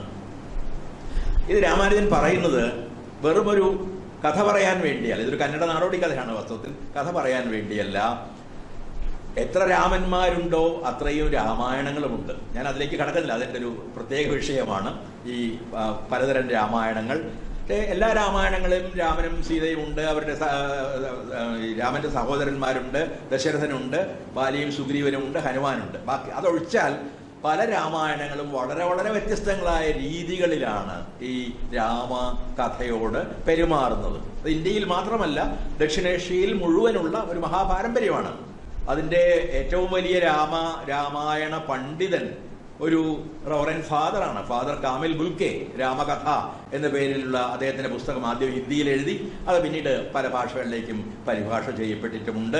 ഇന്ന് ജീവിച്ചിരിക്കുന്നവരിൽ ഏറ്റവും വലിയ രാമായണ പണ്ഡിത പോള റിച്ച്മാൻ എന്ന എൻ്റെ ഒരു അമേരിക്കൻ സുഹൃത്താണ്, നിരൂപകയാണ്. രാമായണത്തെക്കുറിച്ച് തന്നെ 3 പുസ്തകങ്ങൾ അവർ എഴുതിയിട്ടുണ്ട്. ഈ രണ്ടുപേരും ഈ വ്യത്യസ്തങ്ങളായ രാമകഥകൾ ശേഖരിച്ചിട്ടുണ്ട്. രാമനും രാവണനും തമ്മിൽ യുദ്ധമില്ലാത്ത രാമായണം പോലുമുണ്ട്. അത് ഞാൻ അറിഞ്ഞത് ഗുജറാത്തിൽ ഭീലികളുടെ ഇടയിൽ കുറച്ച് ദിവസം താമസിച്ചപ്പോഴാണ്. അവരുടെ ചുവർച്ചിത്രങ്ങൾ കാണുന്നതിന് വേണ്ടിയാണ് ഞാൻ പോയത്. അങ്ങനെ അവരെ ക്ഷണിക്കുകയും അവരുടെ താമസിക്കുകയും ചെയ്തപ്പോൾ അവർ അവരുടെ രാമായണത്തെക്കുറിച്ച് പറഞ്ഞു. ഞങ്ങളുടെ രാമായണത്തിൽ യുദ്ധമില്ല, കാരണം ഞങ്ങൾ യുദ്ധത്തിൽ വിശ്വസിക്കുന്നതേയില്ല. അതുകൊണ്ട് രാവണൻ തന്റെ തെറ്റ് തിരിച്ചറിഞ്ഞ് സീതയെ രാമന് തിരിച്ചു കൊടുത്ത് മാപ്പ് ചോദിക്കുകയാണ്. രാമൻ രാവണനെ അനുഗ്രഹിക്കുകയും ചെയ്യുന്നു. അങ്ങനെയാണ് ഞങ്ങളുടെ രാമായണം അവസാനിക്കുന്നത് എന്ന്. അവരുടെ തന്നെ അനേക രാമായണങ്ങളുണ്ട്. സീത റോമാനി കഥ എന്നാണ് ഈ പറഞ്ഞ രാമായണത്തിന്റെ പേര്. മറ്റൊരു രാമായണത്തിൽ രാവണൻ ഒരു കടുന്നലിന്റെ ജീവനിൽ കടന്നുകൂടുകയും ആ കടുന്നലിനെ ഹനുമാൻ തിളയ്ക്കുന്ന എണ്ണയിലിട്ട് കൊല്ലുകയുമാണ്. നമുക്ക് സങ്കല്പിക്കാൻ കഴിയാത്ത രീതിയിലാണ് ഈ രാമായണങ്ങളുടെ സഞ്ചാരം എന്ന് പറയാൻ വേണ്ടിയാണ് ഞാനിത് പറഞ്ഞത്. മലയാളത്തിൽ തന്നെയുണ്ട് പാതാള രാമായണം എന്ന ഒരു രാമായണമുണ്ട്. 2 രാവണന്മാരുണ്ട് അതിൽ. നമ്മുടെ രാവണൻ യുദ്ധത്തിൽ തളർന്നു പോകുമ്പോൾ, അതായത് പ്രധാന രാവണൻ യുദ്ധത്തിൽ തളർന്നു പോകുമ്പോൾ ഈ പാതാള രാവണൻ വന്ന് രാമനെയും ലക്ഷ്മണനെയും തട്ടിക്കൊണ്ട് പാതാളത്തിലേക്ക് പോകുന്നു. പിന്നീട് ഹനുമാനാണ് താഴെ വന്ന് അവരെ രണ്ടുപേരെയും രക്ഷിച്ച് വീണ്ടും മുകളിലെത്തിക്കുകയും രാവണനുമായുള്ള യുദ്ധം തുടരുകയും രാവണനെ രാമൻ നിഗ്രഹിക്കുകയും ചെയ്യുന്നത്. ഇതുപോലെ സ്ത്രീകൾക്ക് പ്രാധാന്യമുള്ള രാമായണങ്ങളുണ്ട്. നമ്മൾക്ക് ചിന്താവിഷ്ടയായ സീതയെക്കുറിച്ച് നമുക്കെല്ലാം അറിയാം, ആശാന്റെ. പക്ഷെ അതിനും എത്രയോ മുമ്പ് പല രാമായണങ്ങളിലും സീത ഒരു പ്രധാന കഥാപാത്രമായി മാറുകയും സീത രാമന്റെ നീതിബോധത്തെ ചോദ്യം ചെയ്യുകയും ചെയ്യുന്നുണ്ട്. ഇതിന്റെ ഒരു വിഷയമായതുകൊണ്ട് വളരെ നീണ്ടുപോകും. അതുകൊണ്ട് ഞാൻ പറയാൻ ഉദ്ദേശിച്ച കാര്യം ഈ രാമകഥയുടെ വൈവിധ്യം മാത്രം. രാമായണ പാരമ്പര്യത്തിൽ നമുക്കൊരു വയനാടൻ രാമായണമുണ്ട്, ഒരു മാപ്പിള രാമായണമുണ്ട്, കേരളത്തിൽ തന്നെ 17 രാമായണങ്ങളുണ്ട്. അപ്പോൾ അങ്ങനെയുള്ള അനേകം രാമായണങ്ങൾ ഓരോ ഇന്ത്യൻ ഭാഷയിലും ഇന്ത്യക്ക് പുറത്തുള്ള ബാലിയിലും ജാവയിലും സുമാട്രയിലും ഫിലിപ്പീൻസിലും മലേഷ്യയിലും ഇന്തോനേഷ്യയിലും ഒക്കെയുള്ള രാമായണങ്ങളുണ്ട്. ഈ രാമായണങ്ങളുടെ ഈ വൈവിധ്യത്തെക്കുറിച്ച് രാമാനുജൻ സൂചിപ്പിക്കുന്നത് രാമായണത്തെക്കുറിച്ച് പറയാൻ മാത്രമല്ല, നമ്മുടെ സംസ്കാരം, നമ്മുടെ ഭാവനാ രീതികൾ, നമ്മുടെ പ്രാദേശികമായ ആവിഷ്കാര രീതികൾ എത്രമാത്രം വ്യത്യസ്തമാണ്, വിപുലമാണ്, വിഭിന്നമാണ് എന്ന് കാണിക്കാൻ കൂടിയാണ്. ഇതാണ് ഒരു ബഹുസ്വരതയുടെ മെറ്റഫർ അല്ലെങ്കിൽ ഒരു രൂപകം എന്ന നിലയിലാണ് ഞാൻ ഈ കാര്യം പറഞ്ഞത്. അപ്പോൾ ഇന്ത്യയെ നിർമ്മിച്ചത് ആരാണ് ഇന്ത്യൻ സംസ്കാരത്തിന്റെ ഉടമകൾ എന്ന് അവകാശപ്പെടാവുന്നവർ? അങ്ങനെ ആരെങ്കിലും ഉണ്ടോ? ആരാണ് ഇന്ത്യയിൽ ആദ്യമുണ്ടായിരുന്ന മനുഷ്യർ?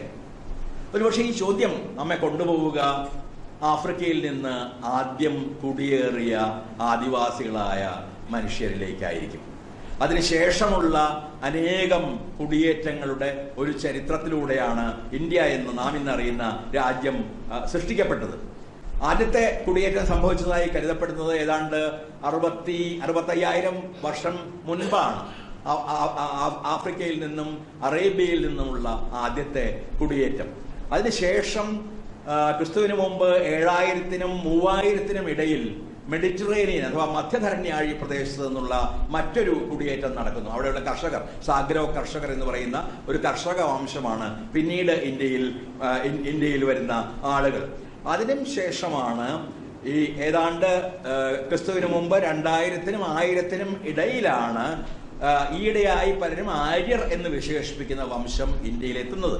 പക്ഷെ ആര്യർ എന്നൊരു വംശമില്ല എന്ന് അനേകം തെളിവുകളോടെ റോമില താപ്പർ ഉൾപ്പെടെയുള്ള ചരിത്രകാരികൾ സ്ഥാപിച്ചിട്ടുണ്ട്. അത് ഒരു ഭാഷാ കുടുംബത്തിന്റെ പേര് മാത്രമാണ്. ആര്യഭാഷകൾ എന്ന് പറയുന്ന ഇൻഡോ ആര്യൻ എന്ന് പറയുന്ന ഒരു ഭാഷാ കുടുംബമുണ്ട്. സംസ്കൃതം ഉൾപ്പെടെയുള്ള പല ഭാഷകളുടെയും മാതാവായ ഒരു ഭാഷയാണ് അല്ലെങ്കിൽ അത് സൃഷ്ടിച്ച ഭാഷാ കുടുംബത്തെയാണ് ഇൻഡോ ആര്യൻ ലാംഗ്വേജസ് എന്ന് പറയുന്നത്. ആ ഭാഷകൾ സംസാരിച്ചിരുന്ന ആളുകളെയാണ് പലപ്പോഴും ആര്യൻ എന്ന് വിളിച്ചത്. അല്ലാതെ എത്നിക്കലി, അതായത് വംശപരമായി ആ തരത്തിലുള്ള ഒരു ആര്യ വംശം ഒരിക്കലും തന്നെ നിലനിന്നിരുന്നില്ല. അപ്പോൾ ഇന്നത്തെ ഭരണകർത്താക്കളുടെ ആദ്യത്തെ അവകാശവാദങ്ങളിൽ ഒന്ന് ഇന്ത്യ ആര്യന്മാരുടേതാണ് എന്നാണ്. ഈ വാദം നാം മുമ്പ് കേട്ടിട്ടുണ്ട്. അത് ജർമ്മനിയിൽ ഹിറ്റ്ലറുടെ വാദമായിരുന്നു. അനാര്യരെ എല്ലാം കൊല്ലുന്നു എന്ന പേരിലാണ് അവിടെ യഹൂദർ കൂട്ടം കൂട്ടമായി ചുട്ടരിക്കപ്പെടുകയും ഗ്യാസ് ചേമ്പറുകളിൽ കൊല്ലപ്പെടുകയും ചെയ്തത്. അപ്പോൾ ആര്യവംശത്തിൽപ്പെട്ട ആളുകളാണ് ഇന്ത്യയുടെ ഉടമകൾ എന്ന നിഗമനം എത്രമാത്രം അബദ്ധമാണ് എന്ന് ചരിത്രകാരന്മാർ പലതരം തെളിവുകളിലൂടെയാണ്, ജനറ്റിക്കായ തെളിവുകൾ ഉൾപ്പെടെ, ജനിതകമായ തെളിവുകൾ, വംശശാസ്ത്രപരമായ എത്നോഗ്രഫിക് എന്ന് പറയാം, വംശശാസ്ത്രപരമായ തെളിവുകൾ, പലതരത്തിലുള്ള പഴയ കാലത്തെക്കുറിച്ചുള്ള സ്മരണകളുടെ ശേഖരങ്ങളിൽ നിന്ന് ലഭിക്കുന്ന തെളിവുകൾ, സാഹിത്യത്തിൽ നിന്ന് ലഭിക്കുന്ന തെളിവുകൾ, ചരിത്രപരമായ ഭാഷാപരമായ പരിണാമത്തിൽ നിന്ന് ലഭിക്കുന്ന തെളിവുകൾ, ഇവയെല്ലാം വെച്ചുകൊണ്ടാണ് ഈ റോമില താപ്പർ മുതൽ ടോണി ജോസഫ് വരെയുള്ള ആളുകൾ, ടോണി ജോസഫിന്റെ പുസ്തകങ്ങൾ എല്ലാവരും വായിച്ചിട്ടുണ്ടാവും, ഈ എന്തുകൊണ്ട് ഇന്ത്യക്കാർ ആര്യരല്ല, ഹു ആർ ദ ഇന്ത്യൻസ് എന്നുള്ള പ്രധാനപ്പെട്ട പുസ്തകം. ഈ പുസ്തകങ്ങളെല്ലാം ഇപ്പോൾ ആ തരത്തിലുള്ള 5 പുസ്തകങ്ങളെങ്കിലും ഉണ്ട്. അവയെല്ലാം തന്നെ അനേകം തെളിവുകൾ വെച്ച് സ്ഥാപിക്കുന്നത് ഈ ആര്യർ എന്ന് പറഞ്ഞൊരു വംശമില്ലെന്നും ഇൻഡോ ആര്യൻ ഭാഷകൾ സംസാരിക്കുന്നവരെ നമ്മൾ ആര്യരെന്ന് വിളിക്കുകയാണെങ്കിൽ അവർ വാസ്തവത്തിൽ ഏറ്റവും അവസാനം ഇന്ത്യയിൽ കുടിയേറിയ മനുഷ്യർ എന്നുമാണ്. ആ രീതിയിൽ ഒരു തരത്തിലുള്ള അവകാശവാദവും ഇന്ത്യയുടെ യഥാർത്ഥ ഉടമകൾ, ആദ്യം ഇന്ത്യയിൽ ഉണ്ടായിരുന്നവർ ആര്യരാണ് എന്ന് അത്തരത്തിലുള്ളൊരു അവകാശവാദം തെളിയിക്കാനുള്ള ഒരു മാർഗവും ഇല്ല. ഒരു തരത്തിലുള്ള തെളിവും ചരിത്രം അല്ലെങ്കിൽ ചരിത്രവുമായി ബന്ധപ്പെട്ട മറ്റ് ശാസ്ത്രങ്ങൾ നമുക്ക് നൽകുന്നതേ ഇല്ല. അപ്പോൾ ഞാൻ ആദ്യത്തെ അവകാശവാദത്തെക്കുറിച്ചാണ് പറഞ്ഞത്, ആര്യരുടേതാണ് ഇന്ത്യ എന്ന അവകാശവാദത്തിന്റെ അബദ്ധം. ഇത് തെളിയിക്കാൻ ഒട്ടും പ്രയാസമുള്ള കാര്യമല്ല. ഞാൻ ഡയറക്ടറായി നടത്തിക്കൊണ്ടിരുന്ന കോഴിക്കോട് കേരള സാഹിത്യോത്സവത്തിൽ കഴിഞ്ഞതിന് മുമ്പത്തെ വർഷം കോവിഡിന് തൊട്ട് മുമ്പുള്ള വർഷം ഞങ്ങളൊരു ഏർപ്പാട് ചെയ്തിരുന്നു. നിങ്ങൾക്ക് ഒരു ജനറ്റിക് ടെസ്റ്റ് നടത്താം, DNA ടെസ്റ്റ്. ഈ DNA ടെസ്റ്റിലൂടെ തെളിയുന്ന ഏറ്റവും പ്രധാന കാര്യം ഇന്ത്യയിലെ അവിടെ വന്ന് എല്ലാവരും അത് സമ്മതിച്ചു, ഇന്ത്യയിലെ എല്ലാവരുടെയും രക്തം മിശ്ര രക്തമാണെന്ന്. We are hybrids. നമ്മൾ അനേകം വംശങ്ങൾ ചേർന്ന് ഉണ്ടായ മനുഷ്യരാണ്. പല കാലത്തായി ഇവിടെ വന്ന് ചേർന്ന് പല വിവാഹം ചെയ്ത് കുടുംബങ്ങൾ ഉണ്ടാക്കി പോകുന്ന അനേകം തരത്തിലുള്ള വംശങ്ങളുടെ സന്തതികളാണ് ഇന്നത്തെ ഇന്ത്യക്കാർ. ഏതെങ്കിലും തരത്തിലുള്ള ഒരു പ്യൂരിറ്റി, എത്നിക് പ്യൂരിറ്റി, വംശപരമായ വിശുദ്ധി ഒരു വംശത്തിനും ഇന്ത്യയിൽ ഒരു മനുഷ്യനും ഇന്ത്യയിൽ അവകാശപ്പെടാൻ കഴിയുകയില്ല. ഇത് ഞാൻ നേരത്തെ സൂചിപ്പിച്ച ഒരു ചെറിയ DNA ടെസ്റ്റ് കൊണ്ട് തെളിയിക്കാവുന്ന കാര്യം മാത്രമാണ്. രണ്ടാമത്തെ അവകാശവാദം, ഞാനത് ബോധപൂർവം ആ അവകാശവാദങ്ങളെ തെറ്റാണ് എന്ന് തെളിയിക്കാൻ ശ്രമിക്കുകയാണ്. ഹിന്ദുക്കളുടേതാണ് ഇന്ത്യ എന്നാണ്. നമുക്കറിയാവുന്നതുപോലെ അതാണ് ഏറ്റവും പ്രശസ്തമായ ഈ ഇന്നത്തെ ഭരണകർത്താക്കളുടെ വാദം. അപ്പോൾ ഹിന്ദു മതം എന്ന പേരിൽ ഒരു മതം ഉണ്ടോ, ഉണ്ടായിരുന്നോ, ഉണ്ടെങ്കിൽ എപ്പോൾ ഉണ്ടായി എന്ന ചോദ്യം വളരെ പ്രധാനമാണ്. വാസ്തവത്തിൽ 19-ാം നൂറ്റാണ്ടിൽ ആണ് ഇന്ന് അറിയപ്പെടുന്ന രീതിയിലുള്ള ഹിന്ദുമതം, അതായത് ഇന്ത്യയിലെ അനേകം ചിന്താധാരകളെ മാറ്റി നിർത്തിക്കൊണ്ട് ഒരു ശുദ്ധമായ ഹിന്ദുമതം സൃഷ്ടിക്കാനുള്ള ശ്രമങ്ങൾ ഉണ്ടാകുന്നത്. അതിൻ്റെ ആദ്യത്തെ പ്രതിഫലനം ഈ ഹിന്ദു മഹാസഭ തന്നെയായിരുന്നു. അതിൽ ആരൊക്കെയാണ് ഇല്ലാതെ പോയത്? അതിൽ ജൈനമതമില്ല, ബുദ്ധമതമില്ല, പിന്നീട് ഇന്ത്യയിൽ വന്ന ഇസ്ലാം മതമില്ല, ക്രിസ്തു മതമില്ല, പാഴ്സി മതമില്ല. അതിൽപ്പെട്ട ആളുകളൊന്നും തന്നെ ഇന്ത്യക്കാരല്ല ഈ ദർശനം അനുസരിച്ച്. അങ്ങനെയുള്ള ഈ മനുഷ്യരെ ഒഴിച്ചു നിർത്തി എന്നതല്ല, ആ ചിന്താധാരകളെ മുഴുവൻ ഒഴിച്ചു നിർത്തിക്കൊണ്ടാണ് ഈ ഹിന്ദു മതം എന്ന പേരിൽ ഒരു മതം അക്കാലത്ത് സൃഷ്ടിക്കപ്പെട്ടത്. കാരണം വാസ്തവത്തിൽ ഹിന്ദു മതത്തിന് യേശുവിനെ പോലെയോ അല്ലെങ്കിൽ പ്രവാചകൻ മുഹമ്മദിനെ പോലെയോ ഉള്ള ഒരു പ്രവാചകനില്ല, അല്ലെങ്കിൽ ബൈബിൾ പോലെയോ ഖുർആൻ പോലെയോ ഉള്ള വിശുദ്ധ ഗ്രന്ഥവുമില്ല. പക്ഷെ അവർക്കതെല്ലാം കണ്ടുപിടിക്കേണ്ടി വന്നു. ശ്രീകൃഷ്ണന് ഒരു പ്രവാചകന്റെ സ്ഥാനം നൽകുക, ഭഗവത്ഗീതയ്ക്ക് വിശുദ്ധ പുസ്തകത്തിന്റെ സ്ഥാനം നൽകുക, ഭാഗവതം, രാമായണം മുതലായ പുരാണങ്ങൾക്ക് വിശുദ്ധ ഇതിഹാസങ്ങളുടെ സ്ഥാനം നൽകുക. ഇങ്ങനെയാണ് ഇത്തരത്തിലൊരു ഹിന്ദുമതം കാലക്രമേണ നിർമ്മിക്കപ്പെട്ടത്. പുറത്തുനിന്ന് ഇന്ത്യയിൽ അതിനു മുമ്പ് പുറത്തുനിന്ന് ഇന്ത്യയിൽ വന്നിരുന്ന ആളുകൾ ഇവിടെ കണ്ട മനുഷ്യരെ ഒന്നിച്ചു വിളിക്കാൻ ഉപയോഗിച്ചിരുന്ന ഒരു പദം മാത്രമായിരുന്നു ഹിന്ദു എന്നത്. ഇന്ത്യയെക്കുറിച്ച് സംസാരിക്കുമ്പോഴൊക്കെ അറബികളെ പോലുള്ള ആളുകൾ അൽ ഹിന്ദ് എന്ന പദം ഉപയോഗിച്ചു. സിന്ധു തീരത്ത് ജീവിക്കുന്ന ആളുകൾ എന്ന അർത്ഥം മാത്രമാണ് അതൊരു മതമാക്കപ്പെടും മുമ്പ് ഇന്ത്യയിൽ ആ വാക്കിന് ഉണ്ടായിരുന്നത്. അല്ലെങ്കിൽ ഗ്രീക്കുകാർ പലപ്പോഴും ഇൻഡോസ് എന്ന പദം ഉപയോഗിച്ചു. സിന്ധു നദിക്ക് അതിന്റെ തീരത്ത് താമസിക്കുന്ന ആളുകൾ ഇന്ത്യക്കാർ എന്ന് അറിയപ്പെടാൻ ആരംഭിക്കുകയും ചെയ്തു. കാരണം അവർക്ക് മനസ്സിലാക്കാൻ കഴിയുമായിരുന്നില്ല ഇന്ത്യയെ പോലെ അതിസങ്കീർണമായ ഒരു സംസ്കാരത്തെ. കാരണം ഇവിടെ അനേകം മതങ്ങൾ, ഓരോ മതത്തിനകത്ത് അവാന്തര വിഭാഗങ്ങൾ, ഹിന്ദുമതം പോലുള്ള മതങ്ങളിൽ അനേകം വർണ്ണങ്ങൾ കൂടാതെ ജാതികൾ, ഇതൊന്നും കൂടാതെ ഇതിനെല്ലാം പുറത്തു നിൽക്കുന്ന ആദിവാസികൾ, ഇങ്ങനെയുള്ള ഇത്രയും അതിസങ്കീർണമായ ഒരു സമൂഹത്തെ ഏകമത സമൂഹങ്ങളിൽ നിന്ന് വന്ന വിദേശികൾക്ക് മനസ്സിലാക്കുക അനായാസമായിരുന്നില്ല. അതുകൊണ്ട് അവർക്കൊരു വാക്ക് വേണമായിരുന്നു. അങ്ങനെയാണ് അൽ ഹിന്ദ് എന്ന പദവും ഹിന്ദു, രണ്ട് ഓളുള്ള ഹിന്ദു ധാരാളം പുസ്തകങ്ങളിൽ കണ്ടിട്ടുണ്ടാവും, ഹിന്ദു എന്ന പദവും അവർ ഇന്ത്യക്കാർക്ക് മുഴുവനായി ഉപയോഗിക്കാൻ ആരംഭിച്ചത്. ഒരു മതത്തിന്റെ പേരായിട്ട് അവരൊരിക്കൽ പോലും ഉദ്ദേശിച്ചിട്ടില്ലാത്ത ഒരു വാക്കായിരുന്നു അത്. പിന്നീട് പ്രത്യേകിച്ചും ഓറിയന്റലിസ്റ്റുകൾ എന്നറിയപ്പെടുന്ന പൗരസ്ത്യവാദികൾ എന്ന് വേണമെങ്കിൽ മലയാളത്തിൽ പറയാവുന്ന പാശ്ചാത്യ ചിന്തകരുടെ ചില വിചാരങ്ങളുടെ ചുവട് പിടിച്ചാണ് ഇന്ന് നാം അറിയുന്ന രീതിയിലുള്ള ഒരു ഹിന്ദുമതം നിർമ്മിക്കപ്പെട്ടത്. അത് ഏറ്റവും മൗലികമാണ്, ഏറ്റവും ഇന്ത്യനാണ്, ഇന്ത്യൻ എന്നല്ല ഭാരതീയം എന്നാണ് അവർ പറയുന്നത്. ഭാരതീയമാണ് എന്നറിയപ്പെടുന്ന ഈ വിചാര രീതി വാസ്തവത്തിൽ വളരെയധികം വൈദേശികമാണ്. യൂറോപ്പിൽ നിന്നും വന്ന പണ്ഡിതന്മാരുണ്ടാക്കി വെച്ച ചില സങ്കല്പങ്ങളുണ്ട്. ഉപനിഷത്തുകളെ പറ്റി, വേദങ്ങളെ പറ്റി. കുറച്ച് ആളുകൾ സംസ്കൃതം പഠിച്ചു. അപ്പോൾ ഇതൊക്കെയാണ് ഇന്ത്യയിലെ ഹിന്ദുക്കളുടെ മഹാഗ്രന്ഥങ്ങൾ എന്ന് അവർ പറഞ്ഞു. അവർ പറഞ്ഞ രീതിയിലുള്ള ആത്യന്തികമായി ബ്രാഹ്മണ്യത്തിന്, ബ്രാഹ്മണ വർണ്ണത്തിനും ബ്രാഹ്മണ ചിന്തകൾക്കും സ്വാധീനം എന്ന് പറഞ്ഞാൽ പോരാ, നെടുനായകത്വം, ഹെഗമണി എന്ന വാക്കാണ് ഉപയോഗിക്കുന്നത്. ആ നെടുനായകത്വമുള്ള ഇത്തരം ഒരു മതം ഇന്ന് ഈ ആളുകൾ ഭരണകൂടത്തിന്റെ വക്താക്കൾ പ്രചരിപ്പിക്കുന്ന പോലുള്ള ഒരു മതം വാസ്തവത്തിൽ സൃഷ്ടിക്കപ്പെട്ടത്. ആ മതം സൃഷ്ടിക്കുക വഴി ആത്യന്തികമായി സവർണാധിപത്യത്തെയും ബ്രാഹ്മണാധിപത്യത്തെയും ഊട്ടിയുറപ്പിക്കുകയാണ് ഈ ആളുകൾ, ഈ ഹിന്ദുത്വത്തിന്റെ വക്താക്കൾ എന്ന് സ്വയം വിശേഷിപ്പിക്കുന്ന ആളുകൾ ചെയ്തത് എന്ന് പറയാം. മൂന്നാമത്തെ ഒരു അവകാശവാദം, അത് അത്ര ശക്തിയായി ഉന്നയിച്ചിട്ടില്ല, ഹിന്ദിയാണ് ഇന്ത്യയിലെ ഏറ്റവും വലിയ ഭാഷ എന്നതാണ്. വളരെ കാലം 30 വർഷം ഡൽഹിയിൽ, വടക്കേ ഇന്ത്യയിൽ ജീവിച്ച ഒരാളെന്ന നിലയ്ക്ക് സംശയം കൂടാതെ എനിക്ക് പറയാൻ കഴിയും, ഹിന്ദി എന്നൊരു ഭാഷ നമ്മുടെ ക്ലാസ്സുകളിൽ നമ്മളൊക്കെ പഠിച്ചിട്ടുണ്ട്. ഈ ഹിന്ദിയും കൊണ്ട് ഡൽഹിയിലോ ബീഹാറിലോ പോയാൽ നിങ്ങൾക്ക് ഒരുപക്ഷെ അതിജീവിക്കാൻ കഴിഞ്ഞു എന്ന് വരില്ല. കാരണം അത് വളരെയധികം സംസ്കൃതവൽക്കരിക്കപ്പെട്ട, നമുക്ക് വേണ്ടി ഉണ്ടാക്കപ്പെട്ട ഒരു ഹിന്ദിയാണ്. ഹിന്ദുസ്ഥാനി എന്നൊരു ഭാഷയുണ്ട്. അത് പേർഷ്യൻ സ്വാധീനമുള്ള, പിന്നീട് ഉറുദു വാക്കുകളും ഹിന്ദി വാക്കുകളും കലർന്ന ഹിന്ദുസ്ഥാനി എന്നൊരു ഭാഷയുണ്ട്. ബീഹാറുകാരോട് നിങ്ങളുടെ ഭാഷ എന്താണെന്ന് ചോദിച്ചാൽ അവർ പറയുക ബീഹാറി എന്നാണ്. അല്ലെങ്കിൽ ഛത്തീസ്ഗഡിലെ ആളുകളോട് ചോദിച്ചാൽ പറയുക ഞങ്ങൾ സംസാരിക്കാൻ ഛത്തീസ്ഗഡിയാണ് എന്നാണ്.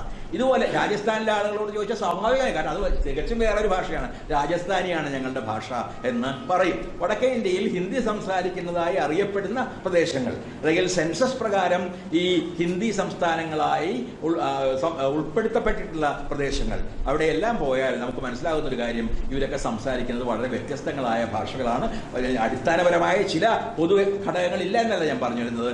ബനാറസിൽ പോയാൽ അവർ പറയും ഞങ്ങളുടെ ഭാഷ ബനാറസിയാണ്, അവർ ഹിന്ദിയാണെന്നല്ല പറയാം. അല്ലെങ്കിൽ കബീറിനെ പോലുള്ളൊരു കവി എഴുതിയിരുന്ന ഭാഷ ബ്രജ് ഭാഷയാണ്. കബീറും മീരയും പോലുള്ള ഭക്തകവികളൊക്കെ ഉപയോഗിച്ചിരുന്ന ബ്രജ് എന്ന് പറയുന്ന ഒരു പഴയ ഭാഷയിലാണ്. അതുപോലെ പലതരത്തിലുള്ള ഖടീബോലികൾ, സംസാര ഭാഷകൾ അഥവാ വാമൊഴി ഭാഷകളും ഇന്ത്യയിൽ നിലനിൽക്കുന്നുണ്ട്.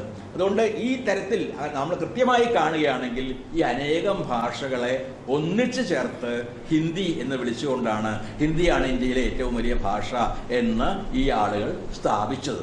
വാസ്തവത്തിൽ ഒറ്റ ഭാഷയെ കുറിച്ച് പറയുകയാണെങ്കിൽ ഇന്ത്യയിലെ ഏറ്റവും വലിയ ഭാഷ തെലുങ്കാണ്.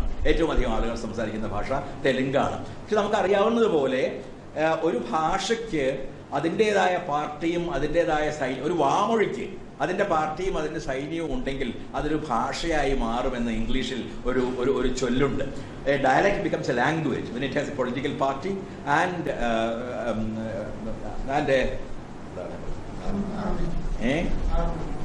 an army. ഇത് അതിൻ്റെ നല്ല ഉദാഹരണം നമ്മുടെ സമീപകാല ചരിത്രത്തിലുണ്ട്. ബോഡോകൾ ഉയർത്തെഴുന്നേൽക്കാൻ തുടങ്ങുകയും സായുധ കലാപം ചെയ്യുകയും ഞങ്ങളുടെ ഭാഷയെ 8ാമത്തെ ഷെഡ്യൂളിൽ പെടുത്തണമെന്ന് പറയുകയും ചെയ്ത സമയത്താണ് 8ാമത്തെ ഷെഡ്യൂളിലെ ഒരു ഭാഷയായി ബോഡോ ഉൾപ്പെടുത്തപ്പെട്ടത്. എന്നാൽ ഭോജ്പുരിയെ പോലെ ബോഡോവിന്റെ 5 ഇരട്ടിയെങ്കിലും ആളുകൾ സംസാരിക്കുന്ന ഒരു ഭാഷ ഇപ്പോഴും 8th ഷെഡ്യൂളിൽ ഇല്ല. കാരണം ഭോജ്പുരിക്കാർ ആയുധമെടുത്തില്ല, അവർ രാഷ്ട്രീയ പാർട്ടി ഉണ്ടാക്കിയില്ല. അതുകൊണ്ട് ആ ഭാഷ പെടാതെ പോയി. അപ്പോൾ വാമൊഴിയും വരമൊഴിയും തമ്മിൽ പലപ്പോഴും നാം കൽപ്പിക്കുന്ന വ്യത്യാസങ്ങൾ വളരെ ഉപരിപ്ലവമാണ് എന്ന് സൂചിപ്പിക്കാൻ കൂടിയാണ് ഞാൻ ഇത് പറഞ്ഞത്. അപ്പോൾ ഹിന്ദി എന്ന് നാം അറിയുന്ന ഇപ്പോൾ സ്റ്റാൻഡേർഡ് ഹിന്ദി എന്ന് പറയാവുന്ന ഒരു ഭാഷയിൽ അതുണ്ടെങ്കിൽ തന്നെ അത് ചില പണ്ഡിതന്മാർ മാത്രം ഉപയോഗിക്കുന്ന ഭാഷയാണ്. പ്രേംചന്ദിനെ പോലുള്ള വലിയ എഴുത്തുകാർ പോലും എഴുതിയത് ഹിന്ദിയിലല്ല, ഹിന്ദുസ്ഥാനിയിലാണ്. ഗാന്ധി വാദിച്ചത് ഹിന്ദിക്ക് വേണ്ടിയായിരുന്നില്ല, ഹിന്ദുസ്ഥാനിക്ക് വേണ്ടിയായിരുന്നു. കാരണം ഹിന്ദുസ്ഥാനിയിൽ ഉറുദു വാക്കുകളും ഹിന്ദി വാക്കുകളും ഉള്ളതുകൊണ്ട് ഹിന്ദു മുസ്ലിം മൈത്രിയുടെ ഒരു നല്ല പ്രതീകാത്മകമായ ആവിഷ്കാരമായിരിക്കും ഹിന്ദുസ്ഥാനി ഭാഷയെ ഇന്ത്യയിലെ പ്രധാന ഭാഷയായി സ്വീകരിക്കുന്നത് എന്ന തൻ്റെ തോന്നൽ കൊണ്ടാണ് അദ്ദേഹം ഹിന്ദുസ്ഥാനി ആയിരിക്കണം നമ്മുടെ പ്രധാന ഭാഷ എന്ന് പറഞ്ഞത്. അല്ലാതെ ഇന്ന് ഇവർ അവകാശപ്പെടുന്ന രീതിയിലുള്ള സംസ്കൃത ജടിലമായ ഹിന്ദിയെക്കുറിച്ചല്ല ഈ സംസാരം ഒന്നും തന്നെ ഉണ്ടായിട്ടുള്ളത്. അപ്പോൾ നമ്മുടെ സംസ്കാരം വാസ്തവത്തിൽ ഒരു ഉത്ഗ്രഥിത സംസ്കാരമാണ്. സിൻക്രറ്റിക് എന്നുള്ള വാക്കാണ് ഉദ്ദേശിക്കുന്നത്. സിൻക്രറ്റിക്കായ, അതായത് അനേക വിവിധ രീതിയിലുള്ള നേരത്തെ സൂചിപ്പിച്ച പോലെ പ്രദേശങ്ങളും ഭാഷകളും മതങ്ങളും വംശങ്ങളും ഒക്കെ സംഭാവന ചെയ്ത അവയെല്ലാം ചേർന്ന ഒരു സംസ്കാരത്തെയാണ് വാസ്തവത്തിൽ നാം ഇന്ത്യൻ സംസ്കാരം എന്ന് വിളിക്കുന്നത് അഥവാ വിളിക്കേണ്ടത്. അതിനുള്ള ഉദാഹരണങ്ങൾ ഞാൻ തരേണ്ടതില്ല. ഇപ്പോൾ ഗുരുനാനാക്ക് സിഖ് മതം സൃഷ്ടിക്കുമ്പോൾ അദ്ദേഹം ഗുരു ഗ്രന്ഥ സാഹിബിൽ നിങ്ങൾക്കറിയാവുന്നതുപോലെ ബൈബിളിൽ നിന്നും ഖുറാനിൽ നിന്നും സെന്തവസ്ഥയിൽ നിന്നും ഒക്കെയുള്ള അനേകം വചനങ്ങൾ ചേർത്താണ് അദ്ദേഹം അത്തരത്തിലുള്ള ഒരു പുതിയ മതത്തിന്, സിഖ് മതത്തിന് ജന്മം നൽകിയത്. ഈ തരത്തിലൊരു ശ്രമം അതിനു മുമ്പ് നടത്തിയിട്ടുണ്ട് അക്ബർ. നിങ്ങൾക്ക് എല്ലാവർക്കും അറിയാവുന്ന ദീനിലാഹി എന്ന മതം. ദീൻ എന്ന് പറഞ്ഞാൽ കാരുണ്യമാണ്. അപ്പൊ കാരുണ്യത്തിന്റെ ഒരു മതം എന്ന പേരിൽ അദ്ദേഹം ഈ സാധാരണ മതങ്ങൾക്ക് അതീതമായ ഒരു മതം സൃഷ്ടിക്കാൻ ശ്രമിച്ചു. അത് പിന്നീട് വളരെയൊന്നും പ്രായോഗികമായില്ല എന്നത് വേറൊരു കാര്യം. അതിന്റെ പ്രതിരോധത്തിന്റെ കാര്യങ്ങളിലേക്കൊന്നും ഞാൻ പോകുന്നില്ല. പക്ഷെ പ്രായോഗികമായില്ലെങ്കിലും അത്തരത്തിലുള്ള സ്വപ്നം കണ്ട ആളുകൾ ഇവിടെ ഉണ്ടായിരുന്നു, അക്ബറെ പോലെ അല്ലെങ്കിൽ ഗുരുനാനാക്കിനെ പോലെ. അക്ബറിന്റെ കാലത്താണ്, മുഗൾ കാലത്താണ് ഏറ്റവും അധികം ഹിന്ദു മുസ്ലിം മൈത്രി ഇന്ത്യയിൽ നിലനിന്നത്. പലപ്പോഴും ഹിന്ദു രാജാക്കന്മാരുടെ കാലത്ത് ഈ രണ്ട് മതങ്ങൾ യുദ്ധം ചെയ്തുകൊണ്ടിരുന്നപ്പോൾ അക്ബറുടെ കാലത്ത്, കാരണം അദ്ദേഹം ഹിന്ദുക്കൾ എന്നറിയപ്പെട്ട ആളുകളെ, ഞാൻ ഹിന്ദു എന്നുള്ള വാക്ക് മതാർത്ഥത്തിലേക്ക് ഉപയോഗിക്കാനേ കഴിയില്ല, ഹിന്ദുക്കൾ എന്നറിയപ്പെടുന്ന ആളുകളെ സേനാനായകരാക്കി, മന്ത്രിമാരാക്കി, ഉപദേഷ്ടാക്കളാക്കി, കൊട്ടാരത്തിലെ കവികളും കലാകാരന്മാരുമാക്കി ആ തരത്തിൽ ഏറ്റവും സഹിഷ്ണുതയോടെ ഇന്ത്യയെ ഭരിച്ചിട്ടുള്ള ഒരു രാജാവ് നിശ്ചയമായും അക്ബറായിരുന്നു. അക്ബറിന്റെ വീണ്ടും റോബില താപ്രയോ ഇർഫാൻ ഹബീബിനെയോ പോലുള്ള ചരിത്രകാരന്മാരുടെ മുഗൾ കാല ചരിത്ര പഠനങ്ങൾ പരിശോധിക്കുമ്പോൾ നമുക്ക് ബോധ്യമാവുന്ന ഒരു കാലം ഏറ്റവും അധികം മതമൈത്രിയുടെ ഒരു കാലമായിരുന്നു ആ കാലം എന്നാണ്. ഇങ്ങനെയുള്ള ഉദാഹരണങ്ങൾ ധാരാളമായിട്ട് പറയാൻ കഴിയും. ഇന്നും ആ സംസ്കാരം പൂർണ്ണമായും അറ്റുപോയിട്ടില്ല. നമുക്കറിയാം, ശബരിമലയ്ക്ക് പോകുന്ന ആളുകൾ വാവരുടെ പള്ളി സന്ദർശിച്ചിട്ടാണ് അയ്യപ്പനെ, അതിനെതിരായിട്ടുള്ള നീക്കമൊക്കെ തുടങ്ങിക്കഴിഞ്ഞു. പക്ഷെ പള്ളി സന്ദർശിച്ചിട്ടാണ് ശബരിമലയിലെ അയ്യപ്പനെ കുറിച്ചും പല ചരിത്രങ്ങളുണ്ട്. ഒരു ധർമ്മശാസ്ത്ര എന്നുള്ളത് ബുദ്ധന്റെ പേരാണ് എന്ന ശക്തമായ അഭിപ്രായവും അതിന് ഒരുപാട് തെളിവുകളും അതിശേഖര പോലുള്ള പണ്ഡിതന്മാർ നിരത്തിയിട്ടുണ്ട്. ഏതായാലും ആ ക്ഷേത്രത്തിൽ, മുസ്ലിമിൻ്റേതല്ലാത്ത ക്ഷേത്രത്തിൽ ഈ ആളുകൾ പോകുന്നത് വാവരുടെ പള്ളി സന്ദർശിച്ചതിന് ശേഷം മാത്രമാണ്. അതുപോലെ ദർഗകൾ, ഞാൻ ധാരാളമായി പോകാറുള്ള ഒരു സ്ഥലമാണ് നിസാമുദ്ദീൻ ദർഗ. അവിടെ പ്രധാനമായിട്ട് ഈ ഖവാലികൾ പാട്ടുകൾ കേൾക്കാൻ വേണ്ടിയാണ് പ്രധാനമായിട്ട് പോകാറുള്ളത്. അതുപോലെ ഷാ ഷെരീഫ് ദർഗ. ഈ ദർഗകൾ ഹിന്ദുക്കൾക്കും മുസ്ലിങ്ങൾക്കും ഒരേപോലെ പുണ്യസ്ഥലങ്ങളാണ്. രണ്ടുപേരും സന്ദർശിക്കുന്ന, രണ്ടുപേരും പ്രാർത്ഥനകൾ നടത്തുന്ന, രണ്ടുപേരും തങ്ങളുടെ അഭിലാഷങ്ങൾ അവിടെ പോയാൽ സാധിക്കും എന്ന് വിശ്വസിക്കുന്ന ദർഗകളാണ് ഈ രണ്ട് ദർഗകളും. അതുകൂടാതെ ഇന്ത്യയിലുള്ള അനേകം ഇതെല്ലാം സൂഫികളുടെ കേന്ദ്രങ്ങളാണ്, സൂഫി ദർഗകൾ. അപ്പൊ ഈ സൂഫി പാരമ്പര്യത്തിൽ തന്നെ ഒരുപാട് തത്വചിന്തയുടെ അംശങ്ങൾ ഉപനിഷത്തുകളിൽ നിന്നും മറ്റ് മതങ്ങളിൽ നിന്നുമൊക്കെ സ്വീകരിച്ചിട്ടുണ്ട്. ആ തരത്തിലൊരു ഇന്റഗ്രേറ്റഡ് റിലീജിയനാണ്, അല്ലെങ്കിൽ സിംഗ്ലറ്റിക് റിലീജിയനാണ് വാസ്തവത്തിൽ സൂഫികൾ ഉന്നയിച്ചിരുന്ന ഹിന്ദു മതം. അത് സൂഫികൾ പറഞ്ഞിരുന്ന ഇസ്ലാം മതം. അപ്പൊ അങ്ങനെ ഈ മതങ്ങൾക്കകത്ത്, അല്ലെങ്കിൽ ഉദാഹരണങ്ങൾ അനേകം എൻ്റെ മനസ്സിലേക്ക് തള്ളി വരുന്നുണ്ട്. അപ്പം കുച്ചിപ്പുടി ഗ്രാമം കണ്ടുപിടിക്കുകയും ഈ കുച്ചിപ്പുടി എന്ന നൃത്തം, നിങ്ങൾക്കറിയാം ആ നൃത്തം കൃഷ്ണനെ നൃത്തമാണ്, കൃഷ്ണന്റെയും രാധയുടെയും ബന്ധത്തെക്കുറിച്ച് നൃത്തമാണ്. അത് ആ ഗ്രാമം കണ്ടുപിടിക്കുകയും ഈ നൃത്തം വളർത്താൻ വേണ്ടി പ്രോത്സാഹനം നൽകുകയും ചെയ്ത് കുത്തുബ്ദീൻ ഷാ എന്നൊരു ഇസ്ലാം രാജാവായിരുന്നു. അവിടെ ഭരിച്ചിരുന്ന ആ കാലത്ത് ആന്ധ്രയിലെ ഒരു ഭാഗം ഭരിച്ചിരുന്ന കുത്തുബ്ദീൻ ഷാ ആയിരുന്നു. ഇതുപോലെ തന്നെയാണ് ഞാൻ പോയിട്ടുള്ളതാണ് രാജസ്ഥാനിലെ ഗോഗാമോർഹി എന്ന ക്ഷേത്രം. ആ ക്ഷേത്രത്തിന് മുന്നിൽ കല്ലിൽ അറബി അക്ഷരങ്ങളിൽ എന്തോ എഴുതി വെച്ചിട്ടുണ്ട്. ഞാനത് എന്താണെന്ന് ആളുകൾ ചോദിച്ചു. അവർ പറഞ്ഞു അള്ളാഹ്ക്ക് സ്തുതി എന്നാണ് ആ വാചകത്തിന്റെ അർത്ഥം. ഒരു ക്ഷേത്രത്തിന്റെ മുമ്പിലാണ്. അപ്പൊ ഇത് ചില ഉദാഹരണങ്ങൾ മാത്രമാണ്. കേരളത്തിൽ തന്നെ ആ തരത്തിൽ അനേകം ഉദാഹരണങ്ങൾ. നമ്മുടെ തെയ്യങ്ങൾ എടുത്താൽ മതി. നമ്മുടെ തെയ്യങ്ങളിലൊരു മൗലവി തെയ്യമുണ്ട്, എകജി തെയ്യവുമുണ്ട് സമീപകാലത്തായിട്ട്. അപ്പൊ ഈ തരത്തിൽ ഒരുപാട് മുസ്ലിം മൗലവി തെയ്യം മാത്രമല്ല, ഒരുപാട് മുസ്ലിം സാമൂഹ്യ സേവകരുടെയൊക്കെ തെയ്യങ്ങൾ മലബാറിൽ ഇന്നും ഈ തെയ്യങ്ങളുടെ കാലത്ത്, ഏതാണ്ട് വരാൻ പോവുകയാണ്, ആ കാലത്ത് അവതരിപ്പിക്കപ്പെടുന്നുണ്ട്. ഇങ്ങനെയുള്ള ഒരു സംസ്കാരം ഹിന്ദു മുസ്ലിം ക്രിസ്ത്യൻ മൈത്രിയുടേതായ ഒരു സംസ്കാരം നമുക്കുണ്ട്. നമ്മുടെ ഭാഷകൾ എടുക്കുക. നമ്മുടെ ഭാഷകൾക്ക് ഏറ്റവും വലിയ സംഭാവന നൽകിയത് ആരാണ്? മലയാളത്തിൽ മാത്രമല്ല, ഏറ്റവും വലിയ സംഭാവന നൽകിയത് മിഷണറിമാരായിരുന്നു എന്ന് ഞാൻ പറയാതെ തന്നെ നിങ്ങൾക്കറിയാം. ഹർമൻ ഗുണ്ടറ്റിനെ പോലുള്ള ഒരാളാണ് നമുക്ക് ആദ്യത്തെ നിഘണ്ടു നൽകുന്നത്, ആദ്യത്തെ വ്യാകരണം നൽകുന്നത്. അർണോസ് പാദ്രിയെ പോലെ ഉള്ള ഒരു ഫാദറാണ് നമുക്ക് ആദ്യത്തെ യാത്രാവിവരണം, എൻ്റെ റോമ യാത്ര, ആദ്യത്തെ യാത്രാവിവരണം നൽകുന്നത്. ഈ രീതിയിൽ ഞാൻ പലപ്പോഴും ചോദിച്ചിട്ട് ഒറിയക്കാരനും ബംഗാളികളും ഒക്കെ ചോദിക്കുമ്പോൾ അവരുടെയൊക്കെ അവസ്ഥ ഏതാണ്ട് ഇത് തന്നെയാണ്. ആദ്യമായിട്ട് ഭാഷയെ സിസ്റ്റമറ്റൈസ് ചെയ്തത്, അവയെ പദ്ധതിവൽക്കരിച്ചത് പലപ്പോഴും പുറത്തുനിന്ന് വന്ന് ആ ഭാഷ നന്നായി പഠിച്ച മിഷണറിമാർ ആയിരുന്നു. ഇത് ഭാഷയ്ക്ക് മാത്രമല്ല, അത് ഉദാഹരണം ഞാൻ നീട്ടുന്നില്ല. വാസ്തുശില്പം, ആർക്കിടെക്ചർ, നമ്മുടെ ആർക്കിടെക്ചർ എടുക്കുക. എന്തെല്ലാം തരത്തിലുള്ള ആർക്കിടെക്ചറാണ് നമ്മുടെ മുസ്ലിം പള്ളികളുടെ ആർക്കിടെക്ചർ. അതൊരു പേർഷ്യൻ വാസ്തുശില്പ രീതിയിലാണ്. രണ്ടു തരത്തിൽ നമുക്ക് കേരളത്തിലെ പഴയ തറവാടുകൾ പോലുള്ള മുസ്ലിം പള്ളികളുമുണ്ട്. പക്ഷെ പല പള്ളികളും ഈ ഡൂംസ് അല്ലെങ്കിൽ കുംഭഗോപുരങ്ങളുള്ള പേർഷ്യൻ വാസ്തുശില്പ ശൈലിയിലാണ്. പല ക്രിസ്ത്യൻ പള്ളികളും, പ്രത്യേകിച്ചും പഴയ പള്ളികൾ പലതും ഗോത്തിക് ശൈലിയിലാണ് എന്ന് നിങ്ങൾക്കറിയാം. അതോടൊപ്പം തന്നെ ക്ഷേത്രങ്ങളുടേതായ ഒരു ദക്ഷിണേന്ത്യനും ഉത്തരേന്ത്യനുമായ ക്ഷേത്രങ്ങളുടേതായ ശൈലികളും നിലനിൽക്കുന്നുണ്ട്. മധുര മീനാക്ഷി ക്ഷേത്രത്തിലൊക്കെ പോയാൽ കാണാം ഗോപുരങ്ങളും ആ ഗോപുരങ്ങളുടെ ചുറ്റും ശില്പങ്ങളും ഒക്കെ ആയിട്ടുള്ള ക്ഷേത്രങ്ങളാണ് അവ. അപ്പോൾ നമ്മുടെ വാസ്തുശില്പം, ഇത് കേരളത്തിലെ ഏത് സ്ഥലത്തു കൂടി സഞ്ചരിച്ചാലും അതിൻ്റെ ഗഗനരേഖ, അതിൻ്റെ ഒരു തർജ്ജമയാണ് സ്കൈലൈൻ എന്നാണ്, ആയിരിക്കും എളുപ്പം. അപ്പം നമ്മുടെ സ്കൈലൈൻ ഒന്ന് നോക്കിയാൽ നമുക്ക് കാണാം. അമ്പലത്തിൻ്റെ താഴെക്കൂടെ ഉണ്ടാവും, ഒരു മുസ്ലിം പള്ളിയുടെ ഒരു കുംഭഗോപുരം ഉണ്ടാവും, ഒരു ക്രിസ്ത്യൻ പള്ളിയുടെ കൂർത്ത ഗോഥിക് ഗോപുരവും ഉണ്ടാവും. ഇത് ഒരു വലിയ സിന്തസിസിനെ കുറിച്ചാണ്, ഒരു സാംസ്കാരികമായ ഒരു സമന്വയത്തെക്കുറിച്ചാണ് വാസ്തവത്തിൽ നമ്മോട് പറയുന്നത്.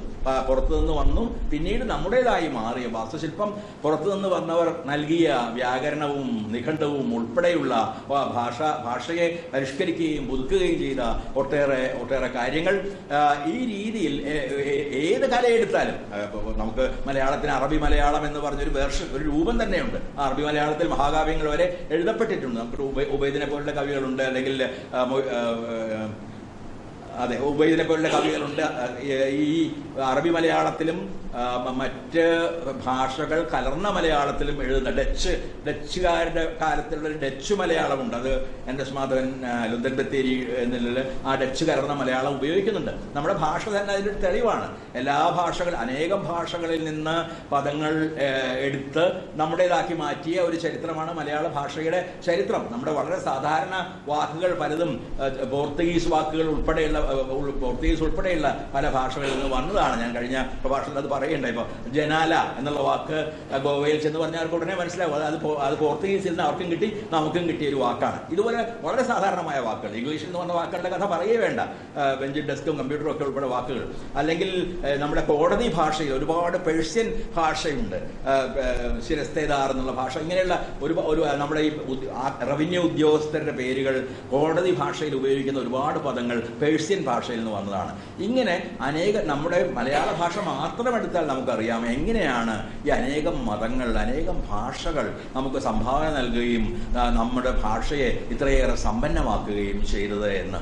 ഇങ്ങനെയാണ് ഞാൻ ചില യാദൃച്ഛികമായ ഉദാഹരണങ്ങൾ പറഞ്ഞു എന്നേ ഉള്ളൂ. ഇതുപോലെ ഇന്ത്യ മുഴുവൻ ഈ തരത്തിലുള്ള ഈ സിന്തസിസിന്റെ, ഉത്ഗ്രഥനത്തിന്റെ, പരസ്പര സംവാദത്തിന്റെ മഹത്തായ മാതൃകകൾ ഇത്രയേറെ നശീകരണം നടന്നു കഴിഞ്ഞിട്ട് പോലും അവശേഷിക്കുന്നുണ്ട്. ഗുജറാത്തിൽ പോലും ഉണ്ട്. പട്ടേൽമാർ സംരക്ഷിക്കുന്ന ഒരു പള്ളി, ഹിന്ദുക്കളായ പട്ടേൽമാരാണ് ഒരു പള്ളിയുടെ പരമ്പരാഗതമായിട്ടുള്ള സംരക്ഷകർ. അപ്പോൾ ഇന്ത്യയിലെ സംസ്കാരം ഈ തരത്തിലുള്ള കൊടുക്കൽ വാങ്ങലിന്റെ, സംവാദത്തിന്റെ, നിരന്തരമായി ഉള്ള അന്യോന്യമുള്ള സംഭാഷണത്തിന്റെ, കൈമാറ്റത്തിന്റെ ഒക്കെയായ ഒരു സംസ്കാരമാണ്. അല്ലാതെ ഏതെങ്കിലും ഒരു മതത്തിൽപ്പെട്ടവരോ ഒരു വംശത്തിൽപ്പെട്ടവരോ ഒരു ഭാഷ സംസാരിക്കുന്നവരോ മാത്രം ഉണ്ടാക്കിയതല്ല. ഇന്ത്യൻ സാഹിത്യത്തെ പറ്റിലേക്ക് ഞാൻ കടക്കുന്നില്ല, അതും എൻ്റെ ഒരു പ്രത്യേക മേഖലയാണ്. അപ്പൊ ഇന്ത്യൻ സാഹിത്യത്തെ മുഴുവൻ എടുത്താൽ നമുക്കറിയാം വലിയ ഭാഷകളും ചെറിയ ഭാഷകളും ഒക്കെ അതിന് നൽകിയ മഹത്തായ സംഭാവനകൾ. അതിലൂടെയാണ് നാം ഇന്ന് ഇന്ത്യൻ സാഹിത്യം എന്ന് പറയുന്ന ഒരു സാഹിത്യം രൂപപ്പെട്ടു വന്നിട്ടുള്ളത്. ഈ ഭാഷകൾ എടുത്തു മാറ്റിയാൽ ആ സാഹിത്യത്തിൽ ഒന്നും തന്നെ അവശേഷിക്കുന്നില്ല. ഏതെങ്കിലും ഒരു ഭാഷയിൽ, ഹിന്ദിയിൽ മാത്രം എഴുതപ്പെടുന്നതല്ല ഇന്ത്യൻ സാഹിത്യം. അനേകം ഭാഷകളിൽ, നമ്മുടെ ഭാഷകളിൽ മലയാളത്തിലും തമിഴിലും ഗുജറാത്തിലും മറാഠിയിലും കൂടാതെ ഇംഗ്ലീഷിലും ഇന്ന് ഇന്ത്യയിൽ നമുക്കറിയാവുന്ന പോലെ ഒരുപാട് എഴുത്തുകാർ എഴുതുന്നുണ്ട്. ഇതെല്ലാം ചേർന്ന ഒരു കോർപ്പസിനെ, ഒരു ദേഹത്തെയാണ്, ഒന്നിച്ചുള്ള ഒരു സമഗ്രതയെയാണ് നാം ഇന്ത്യൻ സാഹിത്യം എന്ന പേരിൽ പലപ്പോഴും വിളിക്കുന്നത് എന്നർത്ഥം. അപ്പോൾ ഇങ്ങനെയുള്ള ഉദാഹരണങ്ങൾ വളരെയധികം പറയാൻ കഴിയും. പക്ഷേ ഈ ചെറിയ ഉദാഹരണങ്ങളിലൂടെ തന്നെ നമുക്ക് എല്ലാവർക്കും വളരെ പെട്ടെന്ന് തന്നെ ബോധ്യമാകുന്ന ഒരു കാര്യം, നമ്മുടെ മതങ്ങൾ ശരിയായിരിക്കാം, ഇടയ്ക്കിടയ്ക്ക് മതങ്ങൾ തമ്മിലുള്ള, പക്ഷേ ഈ മതയുദ്ധങ്ങൾ അധികം നടന്നിട്ടുള്ളത് ഹിന്ദു മതത്തിനകത്താണ്. ശൈവരും വൈഷ്ണവരും തമ്മിലുള്ള വഴക്കുകൾ പോലുള്ള വഴക്കുകൾ, അത്രയധികം വഴക്കുകൾ ഹിന്ദുക്കളും മുസ്ലിങ്ങളും തമ്മിലോ ഹിന്ദുക്കളും ക്രിസ്ത്യൻ ജനതയും തമ്മിലോ നടന്നിട്ടേ ഇല്ല. അപ്പം അതുകൊണ്ട് ആ തരത്തിലുള്ള വാദങ്ങൾ, ഇത് ഹിന്ദുക്കളുടെ മാത്രം ആണ് ഇന്ത്യ, ഹിന്ദി ഭാഷ സംസാരിക്കുന്നവരുടെ മാത്രമാണ് ഇന്ത്യ, ആര്യവംശക്കാരുടെ മാത്രമാണ് ഇന്ത്യ മുതലായ അടിസ്ഥാനപരമായ ഈ അവകാശവാദങ്ങൾ ഒന്നും തന്നെ ചരിത്രത്തിന്റെ ആദ്യ പരീക്ഷ പോലും വിജയിക്കുന്ന അവകാശവാദങ്ങൾ അല്ല.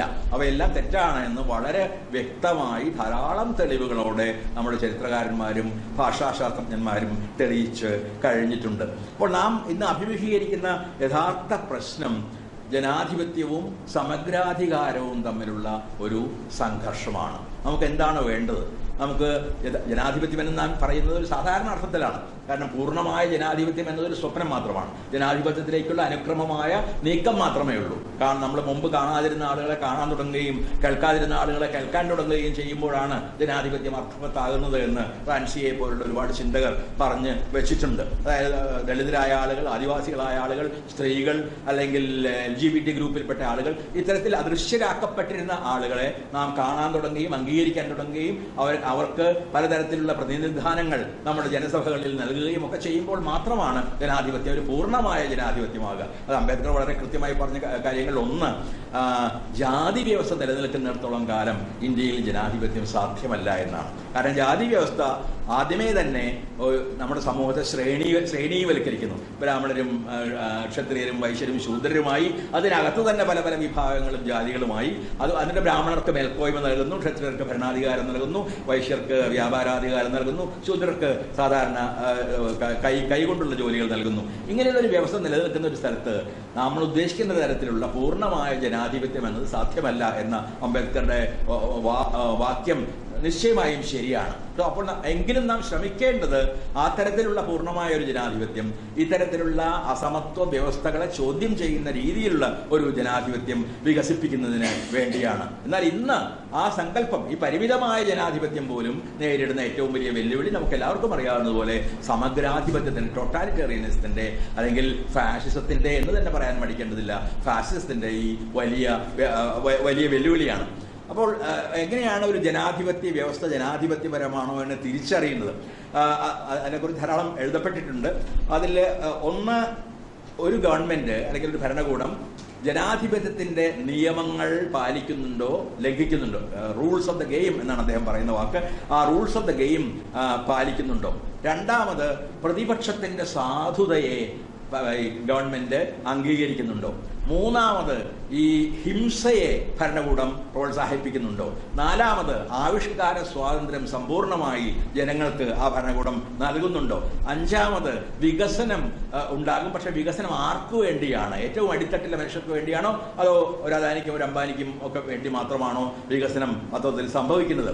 അതുപോലെ ന്യൂനപക്ഷങ്ങളുടെ, ദരിദ്രരുടെ, കർഷകരുടെ, തൊഴിലാളികളുടെ, ദളിതരുടെ, അവരുടെയൊക്കെ അവസ്ഥ എന്താണ്?